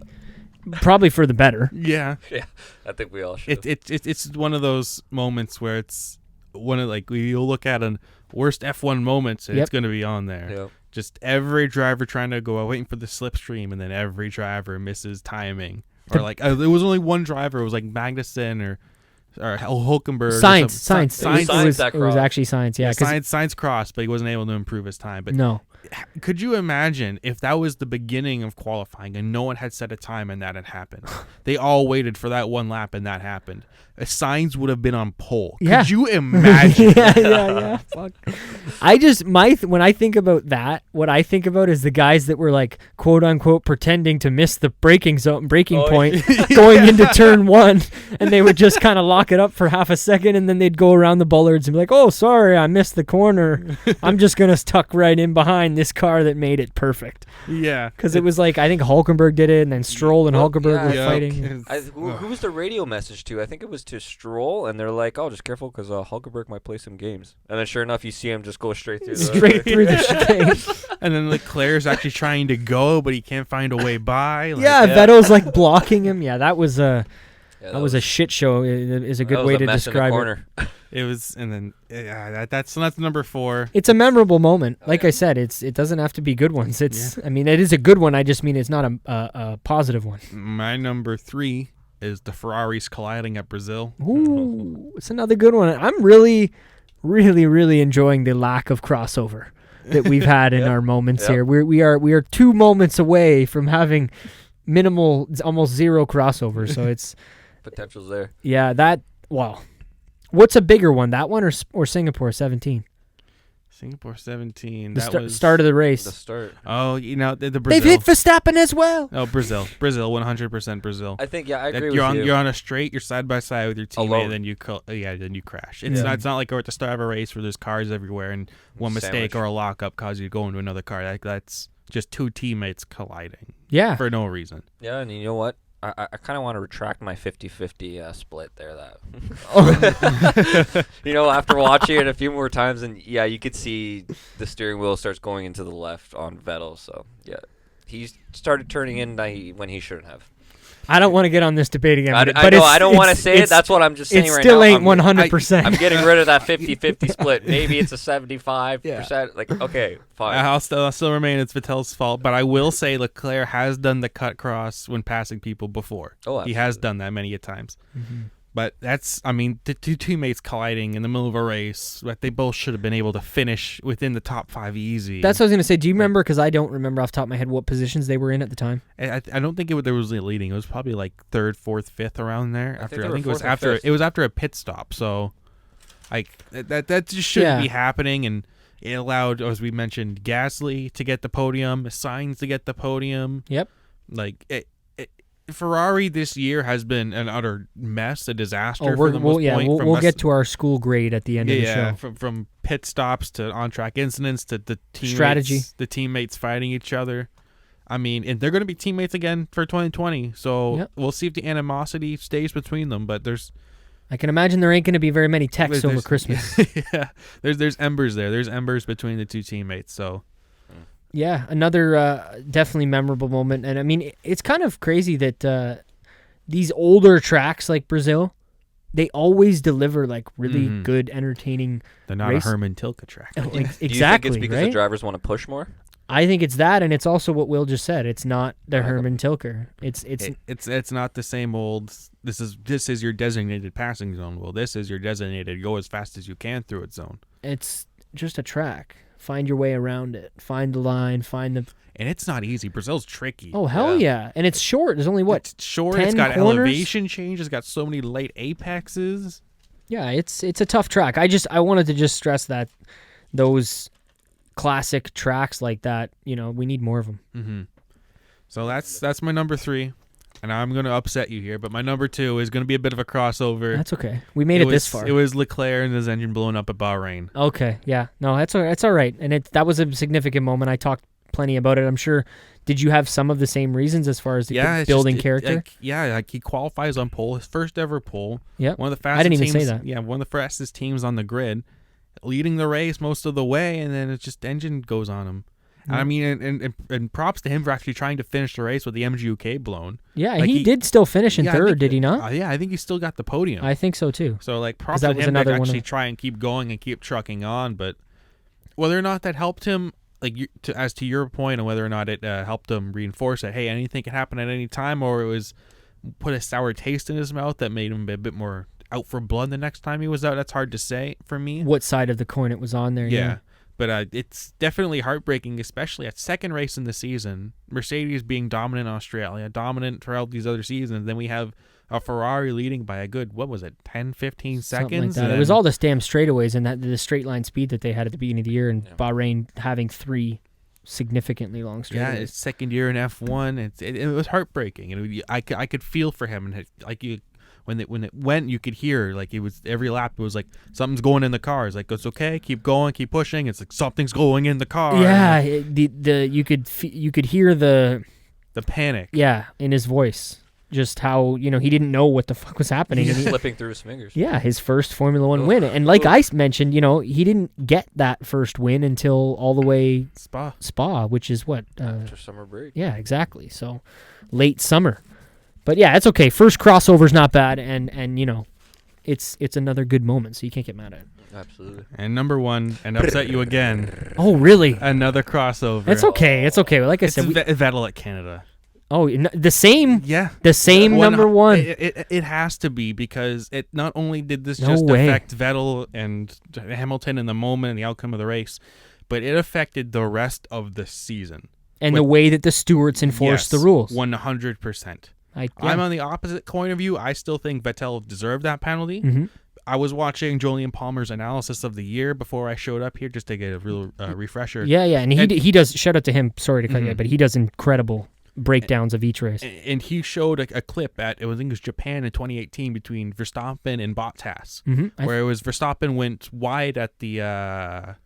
why am I forgetting the name of it? The chicane, the hairpin, after 130R. Yep. He went wide and came back on track, went wide on the exit and forced Bottas off track, and he got a penalty. 5 seconds. Same thing? Yeah, it was the exact same thing. So it's consistency. He can't rejoin track right in front of another driver and take away their racing room. Regardless of whether or not he was in the grass and can control his car or not, that's up to him to slow the car down and get back on track in control. So question. In Monza, when he spun out by himself and rejoined the track and screwed up Stroll, did he get a time penalty? I don't remember. I don't think so. I don't know if he got a time penalty, but in fairness, that was also after Canada, after the entire internet outrage that was this. Like the entire internet outrage of this. Because Stroll did it right after, too, and he didn't get a penalty either. And because he did it to Gasly. And then there was the whole thing at Austria between Verstappen, Leclerc, and touching, and then Silverstone again with those two, Verstappen and Leclerc. Like, we got some good racing out of it, but at the same time, it's the consistency from the stewards that we do need. And throughout some of the points in the season, like back to the Monza, there was an issue, and as I brought up earlier with Leclerc swerving, they were going into, I forget the corner name, but it's like the first chicane or the second chicane at Monza between him and Lewis, and coming into the braking zone, he swerves a little bit to the left, and Lewis has to go off track to avoid it. I know exactly. And that should have been a penalty. It was that was Leclerc. Yeah. In the second chicane. On Lewis, forcing Lewis to miss the corner. And that should have been a 5-second penalty, but it wasn't because of how the stewards are now thinking because of what happened at Canada. In Canada, no, and that was the big thing that I was trying to stress was the fact that this changed the way the stewards policed the game, policed the sport for the rest of the season going forward. And I think if we had a different outcome in that, like if there was no penalty or if it was a 2, I don't know if they give away 2 seconds, but you know what I mean? Like if it was a different outcome, it would have changed, I think, the way that we looked at and the way the stewards looked at every other race going forward and every other incident going forward. Absolutely. So that's my number one. I mean, we have reasons for it to be there, and I don't know what else to say other than it's number one. I'm happy. Trust me, it's okay. I enjoyed the no crossover, but for there to be zero crossover right up until the point until we get to the final 2 moments of our show being the 2 that were the same as my 2, that's perfectly fine. So, I mean, I got to play it one more time, but we're not done yet.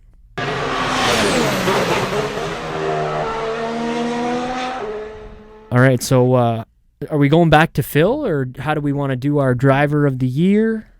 And sure, we'll throw it back to Phil. or should we do the team grading? Let's do that first. All right. Because then we can save the driver and the race of the year for like a top 3 driver kind of thing. Or? Yeah, maybe 1 and some 2 guys that you want to. Kind of personal favorites. Yeah. Okay. Well, let's do the grading first. We'll get that out of the way. All right, so we'll give our report card here for F1 2019. This is going to be just basically the 3 of us coming up with a grade. I think we should combine it. I don't want to give a grade each. I think we should give a combined grade that we think that each of these teams deserves. Do we have to come to a consensus then on what the grade should be? I think we should try. Are we starting from the bottom or the top? You pick. Let's start from the bottom. I'm open to either. All right, let's start from the bottom. Let's start with Williams. All right. The team that is in so much financial trouble, I'm going to have to bring it up as I told you. They had to put Dan Ticktum back on their young driver program, which pisses me off.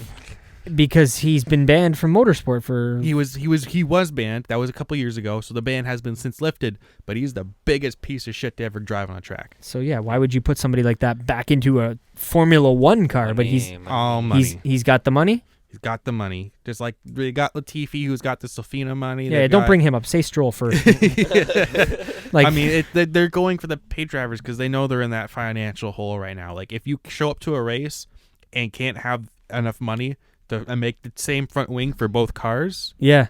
Yeah, that's a Haas problem too. I mean, there's a reason that Haas hasn't come up very much in this best of 2019 show. But yeah, starting with Williams, I think if we're going to give Williams a grade, I don't think that they deserve the worst grade of the season of all the teams. So based on that, I don't know if we're going to use Fs, but I think we should give them a D. I'd say D-. They're at the back. There's almost no races where they were really fighting above place 15, but they did score that 1 point. They got the Germany, 1 point. So I would say D-. So we're not using Fs? Well, we Which can. Would be a failure. A failure. I don't know if we've had. I mean, I would say if Williams didn't score the point, I'd say a complete F. But I don't think that they were the worst performing team of the season. See, I agree with you. I don't think that they were the worst. They went up. There's teams that didn't go at all up. At least they didn't pass anyone in the standings, but I just mean their car in December 1st was better than the car in March is when the season starts. So that's what I'm saying in the sense that they had somewhat of an upwards projection. They were improving even though it wasn't at the level of some of the other teams. That's why I say D and not D-. Okay. I'll give them the D. All right. Let's go. D. Give him the D. Solid D for them, coming then. from Phil. So yeah, we'll go 2 out of 3. I guess we can do it that way. So we'll give him a D. I'm gonna write it on the sheet. Trumps the minus. So it's official. It's on the sheet. Number 9, Haas. I mean, they had moments. They had moments where they were quick. Yeah. For me, this is why Williams gets a D and they get a D minus, because I think that they had a worse overall season than Williams, in the sense that they didn't know what the fuck their car was doing for half the year. I'm pretty sure they still don't. No. Yeah. And, you know, if I feel bad for them in a way, because we know that the 2020 cars are the closest they've been to a previous season in the last maybe 5-10 years, in the sense that this car is going to be more or less the same car from 2019, just with a few tweaks here and there. So, they're fucked. You know what I mean? Like, they've got to rebuild everything. They can't just tweak the car they got. They've got to restart, which I'm sure they already have, but either way. I mean, the weird thing to me is that they have the internals from Ferrari. So, like, we know that Ferrari power plant ain't bad. I want to know what it looks like when they, like, did they just get a box like a model kit that when we go to Walmart to buy a toy car, like, it just shows up, Haas F1 car, and they just piece it all together? Like, what the fuck? A to A, B to B. and not to get off topic, but 3 Legs 4 Wheels brought up the fact that, you know, they get their chassis from Dallara. Is Dallara going to be building the 2021 new regulation Formula One chassis for them? I don't know. I thought that was a really good, interesting point to bring up, because, I mean, that's a big deal to have Dallara. Like, I know they're a massive manufacturer of chassis, but for them to just start doing the new chassis of the new F1 car, that's a big change. So I don't know how that's going to go. Again, I just thought they brought it up. It was interesting. I mean, I know people have approached big teams or companies like Dallara and Lola to make Formula One cars before. The issue in those cases, why they usually haven't worked, is it's like, oh, we're starting this F1 team and we need a car in 6 months. Well, exactly, yeah. But I mean, but they currently make the Haas chassis. Yeah, they currently make the Haas chassis. It's just how much time they're going to give for them to make the next chassis, whether or not they can actually, you know, do it other team. Like, I'm sure the second the 2021 rules were introduced, Mercedes is looking at them like, okay, how they're already going to build a car. Exactly. Yeah, of course. I don't want to see a team like Haas, the only American team. You know what I mean? I know they had a shit year, and like I said, there's a reason we didn't talk about them much here. But I don't want to see them leave the sport because of something like that in 2021, because they just can't afford it. And Gene Haas is like, fuck this, let's go back to NASCAR, which maybe we'll try IndyCar. Who knows? I'm surprised Penske hasn't joined F1 yet. Well, all things considered, they no shortage of money. Yeah, so they can do that whenever they want. I just don't think they want to maybe dump money into something that they know won't be successful right away. I don't know. That's just a off the top of my head thought. But I mean, buying fucking Indianapolis is they got they got money. Not just Indianapolis, all of Indy. Yeah, well, yeah, exactly. IndyCar. They bought IndyCar in general. So Jesus, I didn't know that. Yeah, the Team Penske bought the IndyCar series and then also bought the Indianapolis 500 Speedway. Wicked. Yeah, so lots of money for them. Grade? I'm gonna D minus. D minus for me too, man. Sure, D minus, I guess. It's not that the drivers are bad. It's the car. It's the way the car. Like, it was in Austria. It's what they didn't know about their own car. It was Austria, where it was Grosjean. I'm pretty sure it was Grosjean that said, "Just give me this car from Australia." Yep. And then it worked better. He finished better than Magnussen in the car that they had been working on since Australia. So it's like clearly somebody went down the wrong direction, the wrong turn, and they went the wrong way with development. Yep. How about Alfa Romeo? I'm gonna have to 8th give. place. I'm gonna C minus, I would say. I mean, they had some good points throughout the season. Like Brazil, they were really strong throughout most of that race, top 10 consistently, if not top 8. No, absolutely. Good performances. Kimi's got. No, he was up and down. Giovinazzi was a bit of a letdown, but the car not too bad overall, I'd say. And I'm going to give him one extra little point just because I think they may have one of the best liveries on the grid. Yeah, fair enough. Not that gives them their grade on the season, but it's just a great looking car to look at. So, and yeah, Kimi first season doing his, first season with Alfa Romeo, good job. And then Giovinazzi, I mean, shout out to my boy representing Italia, but maybe not the best year, but I still think he did okay. I don't think he was the worst driver of the grid by any means. No, they did fairly well. I want to say a B minus. I was gonna say C. So what are we? B minus, C minus, and C. What's the consensus? I think it would just go to a C. Probably just a C then. I would think so if you were to. I'm not trying to take the I'm just, that's kind of where I'm at. I was going to say C when he said C minus. Yeah, the reason why I give him a B is, like you said, they did have some good races. You know, there was times that Giovinazzi was ahead of the pack, and there was other times that Kimi's fighting and holding off other drivers. So I find it, like, I don't want to be about the drivers, though, right? So for me to see that an older, highly skilled driver like Kimi is able to perform in a car that is a little bit lower down than the what line. he's used to. Exactly, it's good. Why don't we go C plus? You said C minus, I said C, he said B minus, C plus. Yeah, because I'm giving you on the low end of B. Right? Yeah, Like, that's I think that works because I'm in the middle, he's at the end, and you're all the way in the B's. So we got to kind of, go a little bit more Phil's way. But I just, I don't know. Racing Point. I mean, I guess similar to Alpha, they had some good races. I mean, look at Perez in Mexico. That was an outstanding race from him. It was. That was a good race by him. I mean, Stroll, as we mentioned, leading Germany at some points.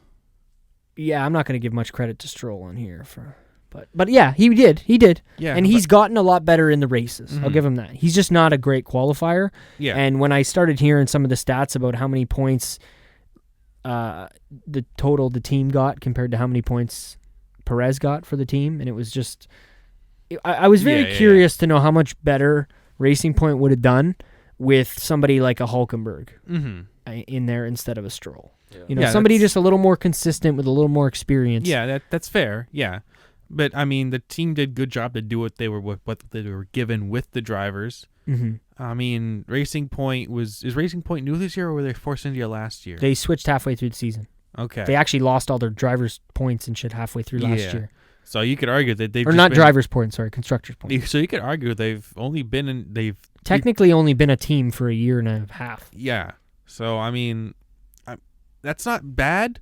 Like, I mean, they had a really good team, especially compared to teams like Haas and Alfa Romeo, I would have to say. For sure, yeah. If I had to give them a grade, that's probably going to be a C+. I can live with that. Yeah. If anything, I was going to say a C. Yeah, I was just going to say, if anything, like, it would be poor decision of drivers, but Perez is fine. It's just Stroll, I don't think. Yeah, you can't single out one guy, though, right? No, I just mean I'm not even singling out him. I'm singling out like the I'm also trying to think of they didn't really make any bad calls in terms of strategy that I can think of. Like, it's not like they made any big mistakes or any, like, big crashes or any incidents. They didn't run into each other like they did the two previous seasons when they were Force India with Ocon and Perez, and they had 2 seasons in a row where they were hitting each other all the time. I'm fine with that C+.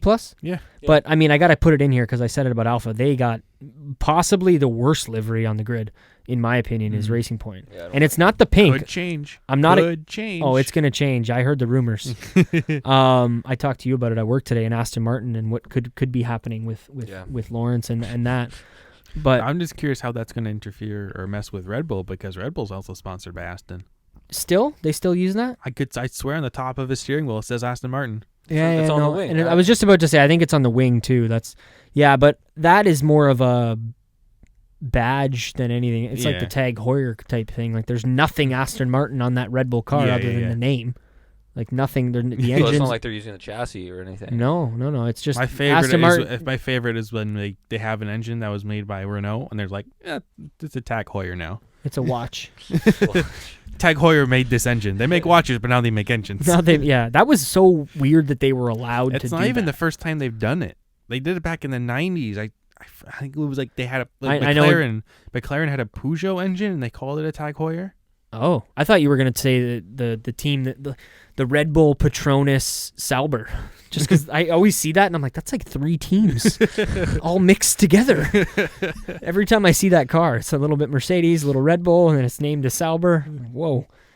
But yeah, Racing Point C+. Like, I don't like, and I just wanted to stress that it's not the pink, because in 2017 when they had that like off pink, flat pink with the bubbles on the side, one of my favorite liveries on the grid. But as they've slowly added this BWT blue, it's just gotten worse and worse. I think it's just too white. I like the pink. It makes it pop. You definitely see it in the For TV. sure. I think it's just got too much white. And blue. The blue and pink doesn't work for me. Me personally. I don't want to get hung up on colors of cars here either. Toro Rosso or AlphaTauri as they're going to be soon. I'd have to say B plus even. Yeah, I'm fine with a B plus just because of the 2 podiums The alone. 2 podiums, the strong results across the team. They've had a driver move up in the top 3. Switch drivers. Yeah. And then that driver that went back who did like good. they switched drivers and they did got a bit a podium better. with Yeah. both of them. Yeah, B plus, solid B plus. Yeah, I'm fine with that too. Do we? How do you think they're gonna do next year? I mean, it depends on how they develop a car. I mean, they have drivers now with experience in it. It's going to come down to just what the car is and how good the engine is in compared to everyone else. Yeah, how fine-tuned it's going to be. Yeah, from this season to next year. Yeah, fair enough. I don't think they're personally. I don't think they're going to be too far removed from where they are this season. I don't know. I don't think they're going to make a jump forward, but I also don't think they're going to make much of a jump down. I would like to be seeing them fighting in the top of the midfield, though. You know, with the Renaults and the McLarens and those kind of being the top 3 teams. Yeah, no, that makes sense. So B plus, Renault. Ooh. Pretty good. The Bumblebees. Yeah, they had strong races, but they also had the one race in Japan where they both got DQ'd, and that kind of puts a sour and flavor on the previous races throughout the season. Race 1 in Melbourne. Ricardo smoking Daniel his wing. Avocado just going into the pothole. Like Daniel Avocado. That's great. I don't know. That's there you go, Phil. Daniel Guacamole. That's the Beeb review. That was funny too. Maybe you should tweet out the link to that on the LookBack maybe, Twitter. Maybe I'll have to do that later. Yeah. But yeah, Renault. What do we think? I mean, they were close at the end of the race at the season in the race with McLaren. I mean, they had some great races, like it was Ricardo's drive from like last to up in the podium at Japan, but then the DQ for both drivers with the brake bias settings, and that does put a bit of a damper on it, I have to admit. But I mean, they had some good races, they had some bad races. I'd have to say a solid B for them. I was gonna say B or B minus because I really think with Toro Rosso finishing below them in the standings, but also getting 2 podiums when Renault had none, I think Toro Rosso deserves a better grade than Renault personally. So I don't know what you think, Phil, but yeah, I'm gonna say a B minus. okay, yeah, that's why I'm perfectly fine giving them a worse grade than Toro Rosso, even though I'm only thinking that just because, like you said, there was incidences that shouldn't have happened. That the whole Japan situation with the brake bias that was just no one was going to be expecting that. And I remember we were watching that we were saying like, holy fuck, Daniel's fine, doing dude, real he's good, doing wicked. But then you start seeing that maybe he had an advantage, maybe he didn't. But then you go back to Russia and he pretty much sandwiched Giovinazzi with Grosjean on the other side of that. And there's just situations that coming back to the driver and not the car. So yeah, I'll give it a B minus. B minus works for me. How about McLaren? It's probably a solid B plus this year. I mean, they had a slow B plus because now like this slow start to the start of the season, but they really clawed it back. The energy the team brings to just the grid overall is greatly needed when in such a serious sport that F1 is. It's just a breath of fresh air. I mean, they didn't really have any missteps throughout the year other than just a slow start. Yeah. I mean, which that could have just come down to fine tuning of anything, really, right? Yeah, for me, this one's a B minus or an A. A B plus or an A minus. I'd say B. I mean, well, if Toro Rosso's a B plus, A out yet. You know what I mean? Well, I mean, if Toro Rosso is a B plus, I mean, McLaren did beat them pretty handily towards the end of the year, and I'm thinking about it from like what we expected, like for what they expected and how they did. I think personally, you almost got to give them an A minus just because. If you would have told them that they were going to be doing that well, I don't think anybody expected them to be competing with Mercedes. So obviously, if they were competing up there with the top teams, they'd be getting A pluses. But it's like for what we thought they could do, I think do you know what I'm trying to say? They smashed it. Yeah. For what they were capable of, or what we think that they are capable of, they did extremely well. Yeah, and I'd have to say A minus. Yeah. Oh, you know what? Yeah, it's A minus. I'm cool with that 'cause, too. I feel like they didn't- deserve it's not some like they kind had, of like, A. big issues either. You know what I mean? Like Sainz had a wicked drive. Lando drove good too throughout the year. Just a And slow they start. traded back and forth. It was like Lando beat Sainz 11-10 in finishes, so it's like yeah, it's fair. Both good drivers. So yeah, I agree with that. And like I said, to finish, I have it written down here. They had 145 constructor points in 4th place, with Renault's 91 there you go. in 5th. So like I had mentioned it earlier, a difference of 54 points in just, I just hope they can get that little extra 2 or 3 tenths out of it next year, and maybe we can get the big 4 on the grid. I hope so. That would be wicked. And I mean, it's cliche at this point, but I really think that'll be 21. But next year will be that step to get them to 21. But yeah, A- is perfectly fine with me, and I agree wholeheartedly. How about Ferrari? I mean, they have the pace to be winning races, which is good for them. That's going to be high points. I just think you got to keep some of this like you're going to grade Ferrari differently than you're going to grade, Alfa Romeo, just because we kind of expect them to be at a certain level. You know what I mean? Mm-hmm. There's a certain expectation that's. I mean, yeah, like with those top 3 teams, they had the pace to be there. We expected them to be winning races, but they've had so many clusterfucks of just not managing drivers, not managing strategies. Like I can't give better than a B-, B. You go. I was still thinking if you're ready for that one. I think they get a D. Ooh. Wow. Oh yeah, this was a horrible. It was horrible, but I can't say D. That's not. They weren't not fighting for podiums. No, but that's why maybe I'm looking at it different in like the top 3. Your expectations were a lot higher. Than Yeah, you know what I mean. Like that D isn't the same as the Williams D. Mm-hmm. It's a Ferrari D. Do you know what I mean? Well, that's not exactly how report cards work now, though. Well, that's true. That's true. But I just... Yeah, but this is our report. Yeah, this is... Yeah. No, because he's right. If you've got 2 kids in a class, you're not going to, grade one kid different than you're going to grade another kid unless there's some sort of learning disabilities, which we could equate these different cars to kind of like a learning disability. That car is just not as capable as the Ferrari.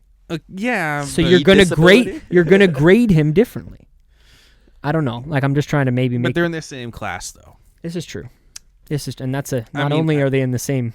That's a good metaphor. I would probably go as low as C+, but that's where I was thinking. I was thinking exactly C+. Okay, well, I'm going to say C-, so then we have to make it a C, or no? Is it a C+, because you guys are out? Yeah, we got 2 C+ over 1 C-. All right, C+ it is. C++. Put a little asterisk. Get a little programming. Don't you put an asterisk next to it just because it's your show. You take that off. It's no asterisk. Well, it's Mercedes. It's our Mercedes F. All right, that's what you're getting. It's our show. It's our show now. Okay. It always was, but it's definitely our show. You too, Donovan. Not that you're listening, but it's our show. Joke's on you. He listens to every show. I would laugh my ass off. He actually called me an hour ago. I'm like, bro, I'm recording. He's like, let's put him on the show. Hey, Don. I should have. We're live, pal. But how about Red Bull and their season? I mean, with the driver swap halfway through and it kind of helping them, and then Max has got a couple wins this year. That says a lot. I'm gonna have to say A. Yeah, I was gonna go A or A-. So yeah. I don't want to give it an A+. I'll give it an A. Just mostly being A+ is like a perfect kind of score, and they didn't really have a perfect season, but they did drive very well. Max drove amazing, and having that second half of the season with Albon gets me excited and gets me looking forward to it. So it's gonna be interesting. Interesting next year. Yeah, exactly. It's gonna be very interesting, and like we said about the driver swaps, we'll see what's going to happen if Albon can't hold that spot. So, yeah, I'll say A. A? A. I want to give him an A- just because of my grade that I'm going to give the number 1. And you will. Okay. Okay. Let's just kind of do these as a pair. I don't want to give Mercedes an A+ because that implies perfect. Yeah. And I don't think they had a perfect season. I think they had the best season of all the teams, which in my opinion is an A. Mm-hmm. So I think it's hard because McLaren also got an A-. So do we really want to give Red Bull the same grade we're giving McLaren? Because, the turnaround that they had with Honda. But the only reason I say that is is A+ to me seems perfect, and I don't want to say Mercedes had a perfect. To argue that point, I would say you won the World Constructors Championship. Yep. Even if you make a lot of mistakes, you're not winning the World Constructors Championship. Let's look at Ferrari.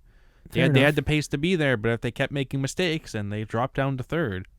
So you didn't see many mistakes from Mercedes, though. Even back to Phil's point of the pit stop. That was a perfect double stop. Even Ferrari fucked that one up. Going back as far as the second race of the year. So yeah, okay. No, you've convinced me, and I mean it's my favorite. And the start of the season, my favorite 5 team. wins in a row. Yeah, 5 1-2s in a row to They start. were on fire, and they pretty much just had that flame burning under them the whole time. Okay, you guys win. A for Red Bull, A+ for Mercedes. And I think that's... Unfortunately, yeah. So. I mean, that's how it is. No, I was trying not to be too biased in that sense, you know what I mean, either in being a fan, but I just thought, I didn't want to imply perfect, but I think if the way you guys just set it up, the listeners would understand. Maybe execution, at the end of the day, they followed all the outlines. You can get an A+ and not be perfect. Or I was going to say maybe A++, if that's a thing, would be, 1-2s across the board. It's just like, what do you give them if they get 1-2s across? Like, what is that? That's it's perfect. An S for special. Excellent.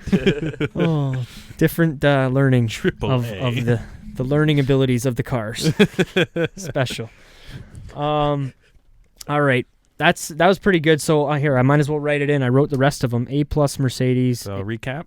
Yeah, we'll go across the board. So we gave Williams a D, Haas with a D-, Alfa Romeo with a C+, Racing Point with a C+, Toro Rosso with a B+, Renault with a B-, McLaren with the A-, Ferrari with a C+, no, I'm just kidding, just a C+, Red Bull with an A, and Mercedes with an A+ on the 2019 Formula One season. I feel like that's pretty good. Like, if you were to share that with other people, like on the subreddit or whatever, like most people would say, yeah. They might argue a few points up or down, but I don't see many people saying, "No, Mercedes is a B+." Or yeah. So you're going to be covering the subreddit portion of the look back? Is that kind of what you're? No. We might have to talk about that off air because that's something I didn't think about. I was looking forward to Reddit posts from you, man. What do you mean? Well, he's going to be he's going to be covering it. So just stay tuned. Will's Reddit thread. Hey, there you go. All right, moment of the night for us, and that's race of the year and driver of the year. I wanted to do kind of a Dupa of the year. A Dupa of the year? Because that's a new segment that we're going to be bringing to the Formula One LookBack show, and then the Formula One update that we're going to be doing throughout the 2020 season. Yeah, Dupa. You want to? Dupa is a Polish word for ass or butt in a scenario. So we'll be using Dupa of the week or Dupa of the race, I guess. Yeah, Dupa of the race, which will pretty much be who's the idiot. Yeah, worst driver of the race or poor performance or big mistake. I am stupid. You need that clip too. Yeah, I do need that clip.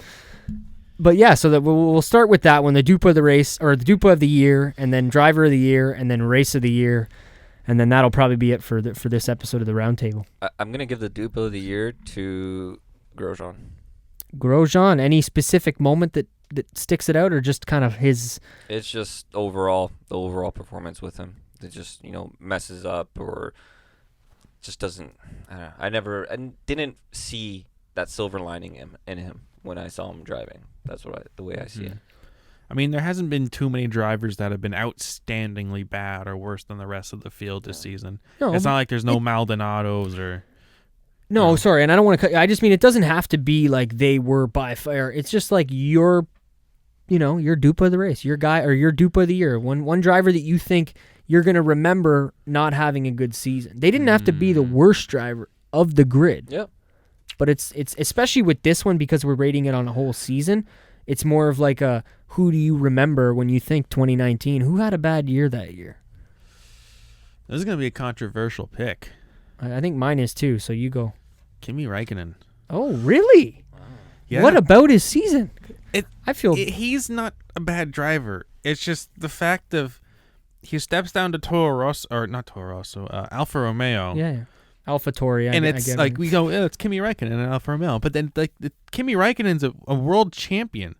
This guy's won so many races. He's multi-talented in the fact that he went and raced World Rally Championship. NASCAR Truck Series. Yeah, he did the one race in that, and now he's at Alfa Romeo, and it's, Like, if he was to disappear, I wouldn't miss him. Really? Oh, man, that makes me sad to hear. That's an open seat, the way I see it, too. Shit, you guys are not holding on to the past. Yeah. Bring on the future. I Not mean, that that's a bad thing. I'm just, I can really even looking see the back way. at other seasons at Ferrari, if Vettel was outclassing him handily. It's Well, yeah, that was kind of. he's past his prime. Like, if he was to leave F1, sure, it'd be sucked that the Iceman's gone, but I mean, when you could say someone like, I don't know, name any other F2 driver that could take his spot. Schumacher. No, not he's not going to take it. But I just. You know what I mean, Yeah, though, yeah. right? Jesus, I'm running out of names. So many of them got called up. Yep. Well, yeah. Anyway. But like, I'm gonna have to say it. It's just you expect more out of him. Like, you expect him to be beating Giovinazzi so much more. You expect it's Kimi Räikkönen. Yeah. You expect him to be at least in the top 8 most of these races, and he wasn't all of them. Yeah. So that's a good way you put it. But is it basically that when you look back at this season, this to you is the start of the decline of Kimi Räikkönen? Oh, it started a while ago. But I mean, is this switch to Alpha really for enough to be your been declining? Dupa? This has been declining. This is like the drop off. This is the cliff. Okay, fair enough. Interesting. Yeah, I wasn't expecting you to say that, especially, I mean, that's more controversial, I think, than my opinion. Mine is more controversial for me, in the sense that I'm going to remember the poor year that Sebastian Vettel had. Mm-hmm. As much as I prefer Sebastian Vettel over Charles Leclerc, like, to use a Pro Wrestling LookBack reference, if there's 2 T-shirts and I'm got to buy one, I'm buying the Vettel shirt every time. I'm not a Leclerc guy, not a fan, but I'm still, smart enough to acknowledge that this wasn't Vettel's year. How many times did we spin in Bahrain, and crash here and spin out there?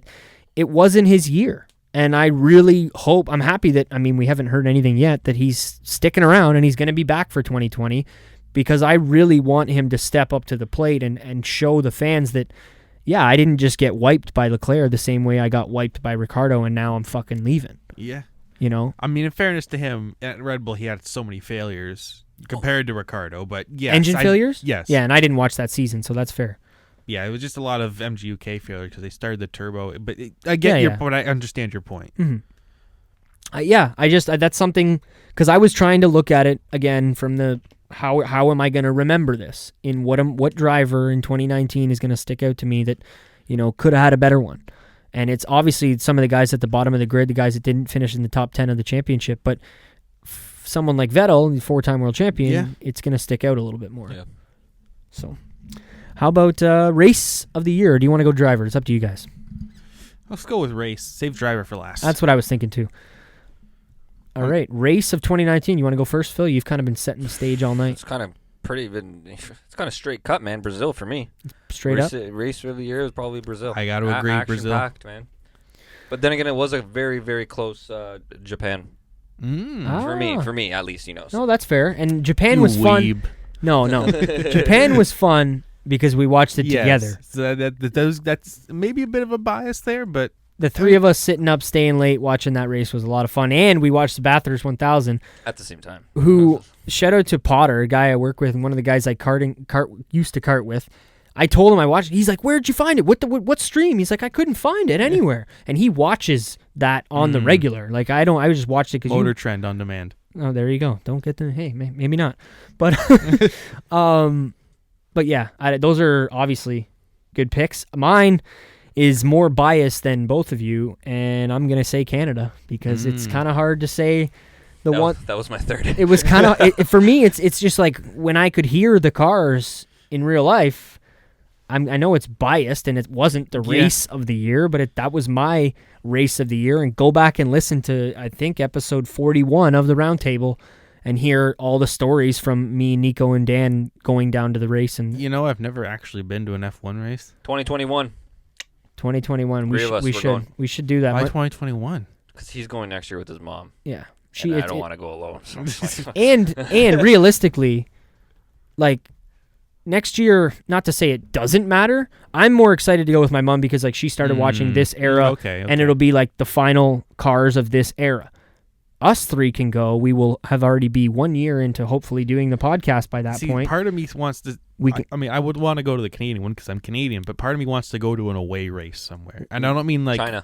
No, not China, but I don't know, away race somewhere like, I don't know, Australia, Japan, like another race like that. It just changes the money that it takes to go. Yeah, it's super expensive, but that's definitely a bucket list thing for me to go to a different country to watch an F1 race. Absolutely, man. It's same here. Singapore would be. How many times have I mentioned Mexico? that to you I'm not year? going. No way. But You're not going to Mexico? I wouldn't. I just wouldn't go to Mexico City personally. No, that's not the best. I mean, right same with Brazil. Okay. I would never go to Sao Paulo. Personally, Yeah.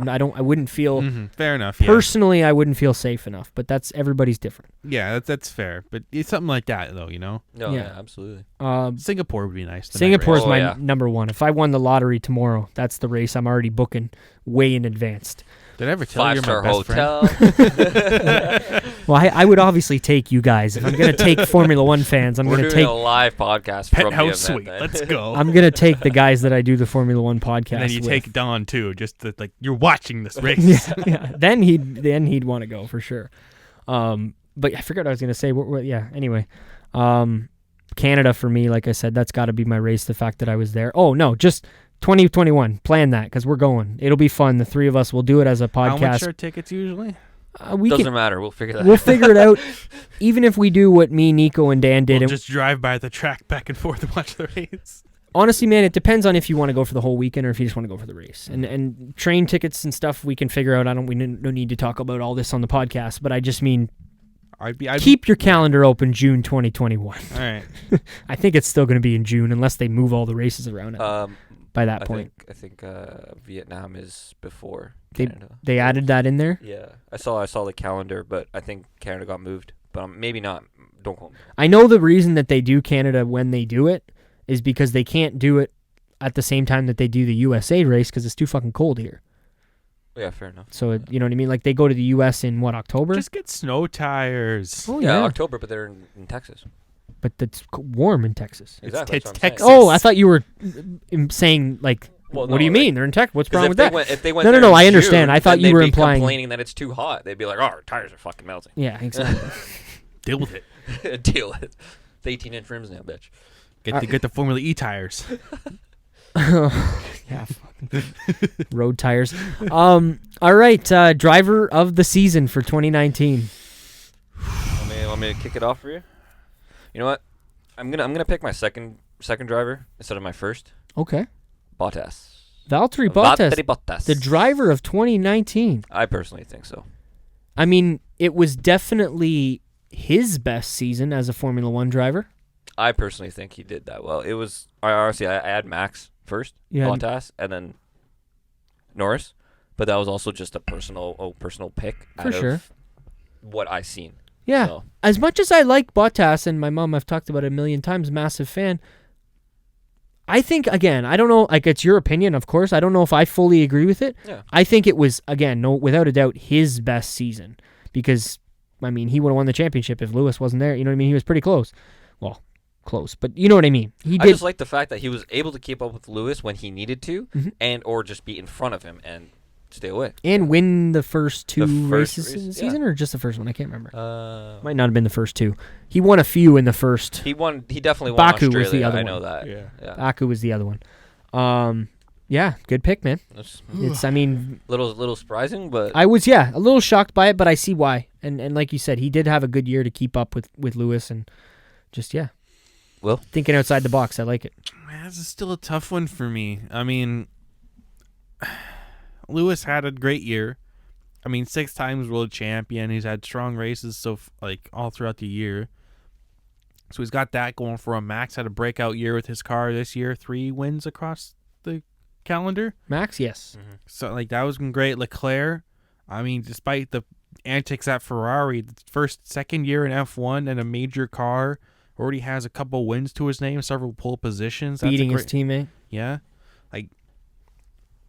even looking at the smaller teams, I don't see too many drivers taking a car that shouldn't be where it is up to the top necessarily. No, Sainz would be sticking out in that conversation, I guess. Yeah, but not even that he really pulled the car into places that it couldn't have been. It was a good car. He's a good driver, so it kind of went together. So I'm gonna have to. I mean, despite the issues at Ferrari, I'm gonna have to give it to Leclerc.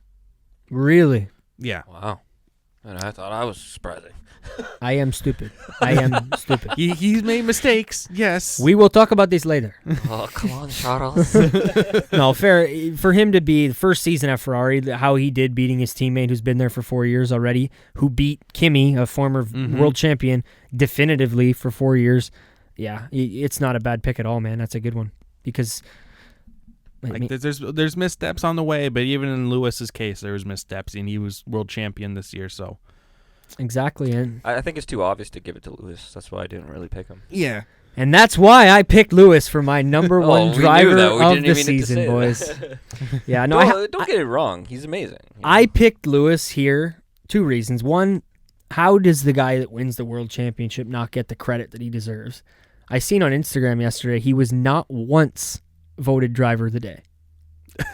Is that because he's so dominant on the it's field? It's because he's so anti-fans that don't like him, and there's not enough people. There's not enough. I think it's more the issue that if it was Lewis in, say, the McLaren, yeah, I mean, sure, he'd be getting a driver of the day because he'd be taking that car possibly to the top 4 position just because he's that good of a driver. But because he's in the Mercedes, which is 2-3 tenths ahead of the rest of the field. See ya. Yeah, well, no, and what I was just going to say is I thought you were going to say is I think if you ask Lewis, I'm pretty sure he would rather take the fucking wins over the driver of the day vote. So it doesn't really matter in the grand scheme of things, but I commented on the post. I'm like, oh, great. Guy that wins the championship doesn't win driver of the year once. There was a German magazine or newspaper that did an interview with Max Verstappen recently, and Max was asked, if you were to race if you were with Mercedes for the season, do you think you would have won the world championship? And he says, yes, definitely. Yeah, I don't think so. And then he also said, well, 60% of the other drivers on the grid also would have won a world championship if they were in the Mercedes car. I just don't agree with that. I just don't think anybody gives Lewis the credit for how good he is. Like, why didn't Rosberg win more championships? Why hasn't Bottas won a championship? In fairness, they've partnered with Lewis. No, but that's what I'm saying. Like, they can't beat Lewis. So if Max was with Lewis, who's to say that Max is just going to destroy Lewis? Or Sainz, if Sainz is at McLaren, Sainz is just going to beat Lewis. I think what they were saying is if they were replacing Lewis at the team. Okay. I thought you were saying like if it wasn't Bottas, if it was Lewis and Max, then Max would have definitely won. Well, no, that's not the case. I don't think, personally. But no, I was trying to find what Buddy wrote back to me. He's like, well, at least it doesn't make this part of the races as boring as them. He's like, just an opinion. I'm like, okay, fair enough. I didn't even comment back. I just liked the comment to kind of let Buddy know, like, hey, I'm not mad. I just wanted to let people know that it's kind of funny that the guy who wins the world championship was never the driver of the day. Maybe you should start voting for next year. You can just see 1% on the screen. Fuck you, Phil. But yeah, I mean, there's not much to say. Lewis, 6 times world champion. Do you think that would ever happen in Formula E? A driver that would never win fan boost would win the championship? Has that happened? I don't know how often does John Eric Verne win fan boost. I don't watch enough Formula E to know, and he's won the championship the last 2 seasons in a row. So, not to get spoilery, sorry, but. I don't know. Anything really. But yeah, I don't know if that's a thing with Formula E and I mean, that could be the fan boost. That could be a statistic one day because I mean, driver of the day is basically fan boost, except fan boost gives you an edge on track. But I mean, if they were to make a car fast enough, that fan boost wouldn't matter.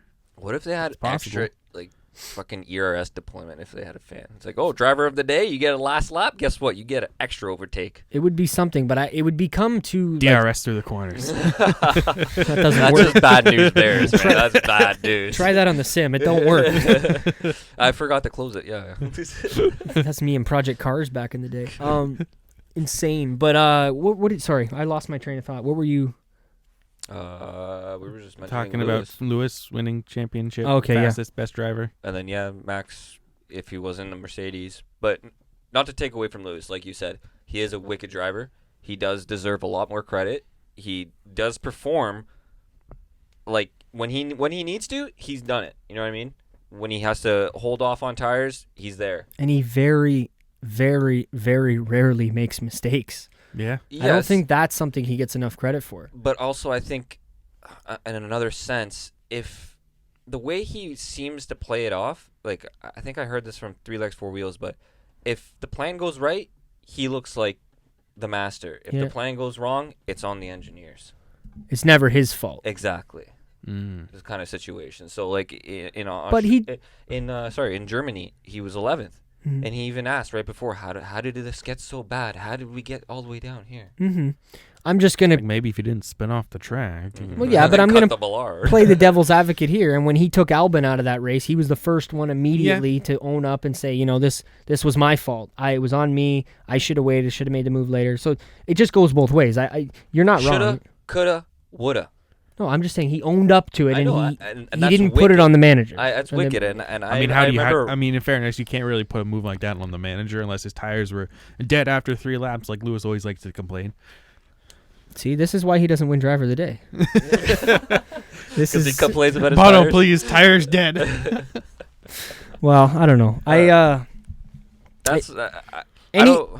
was just going to ask one final thing. Like, any final notes from you guys from the 2019 Formula One season that you want to say, that let the listeners know, even for you, if you come back and listen to this episode of the Roundtable in 10 years, what do you want to tell yourself or the listeners? In 2024, Formula E becomes Formula 1. That actually can't they've got the rights till 2030. Formula One can't go electric. That's why that whole because they can't zero emissions shit, the no carbon thing. That's why that's post 2030 because Formula E has the rights. There cannot be another FIA fully electric racing series until past 2030. Well, I mean that just says fully electric. I mean, if once you pass 5 kilometers an hour, then you go to the electric engine. Never know. Just for launch, okay. But yeah, any final thoughts? Final thought. I just like I said, something to close us out on a nice remembering the 2019 Formula One season. Please don't wreck Ferrari. Please don't crash. We like it when you race. Fair enough. Yeah. I'm just, you know what? No, I don't know. I don't know how to end this. Other than I just want to see clean, good, hard racing. That's the that's the bottom line. That's what kind of we're all here for, right? That's kind of why we all get together and watch racing in the first place. And yeah, I'm with you. I just want to see good racing in 2020. I'm very interested to see how much the cars are going to change, if they change at all. And I'm very curious to see what the grid, how it's going to line up after, the first week or 2 weeks of testing. Yeah. And maybe a little bit more improvement from the FIA, the stewards. Just with consistency. Yes, consistency and time factor with a certain situation. You know what I mean? Like, you don't need to rush it, but also don't prolong it to the point that someone is celebrating when there's no fans in the fucking building. You know what I mean? Yeah, fair enough. Yeah. Yeah, Lewis. Figure out some of the decisions. You didn't deserve that water. You don't have the clip? You don't have the Lewis clip? Which one? The winning the championship? I don't have it, no. I told you. Not yet. Stay tuned for the new year and the look back and everything that's coming from us, because I'm going to have all kinds of sounds and clips and everything, all different sort of stuff. But this has been super fun to do. It's the Roundtable episode 67. This is officially the final Pro Wrestling LookBack Roundtable. Going forward, it's going to be the Look Back, and you'll get Roundtables, Formula One Lookbacks, and Pro Wrestling Lookbacks from us. So stay tuned. I mean, it's. If you tune in, I don't know if you're actually tuning in, but either way, we appreciate the downloads. Go hit us up on Instagram and Twitter and all that good stuff at PW Lookback for now. But like I said, stay tuned. It's going to be changing soon, and go send us an email, prowrestlinglookback@gmail.com, iTunes, Spotify, Podbean, YouTube. Hit the subscribe button. Head over to Google Play as well, or you just ask your little device, hey, Google Play Pro Wrestling Lookback. That might work too. Maybe I just set off your thing. It actually does work. I tried it. You tried it? Fuck yeah, I tried it. Xbox. Dope. Xbox off. I don't have one, so I've never been able to try it. But yeah, hit the 5 stars, leave us a good comment, all that good stuff. If you want to follow me on Twitter, it's at Salsa, SCELSA. On Twitter, at Lateral G. Honda Tech Phil. Nice and easy. Let's go. Don't open your hood to strangers. He works at Nissan. Shut up. at Honda Tech Phil. And yeah, at PW Lookback is the main one, but stay tuned. Everything's going to be changing.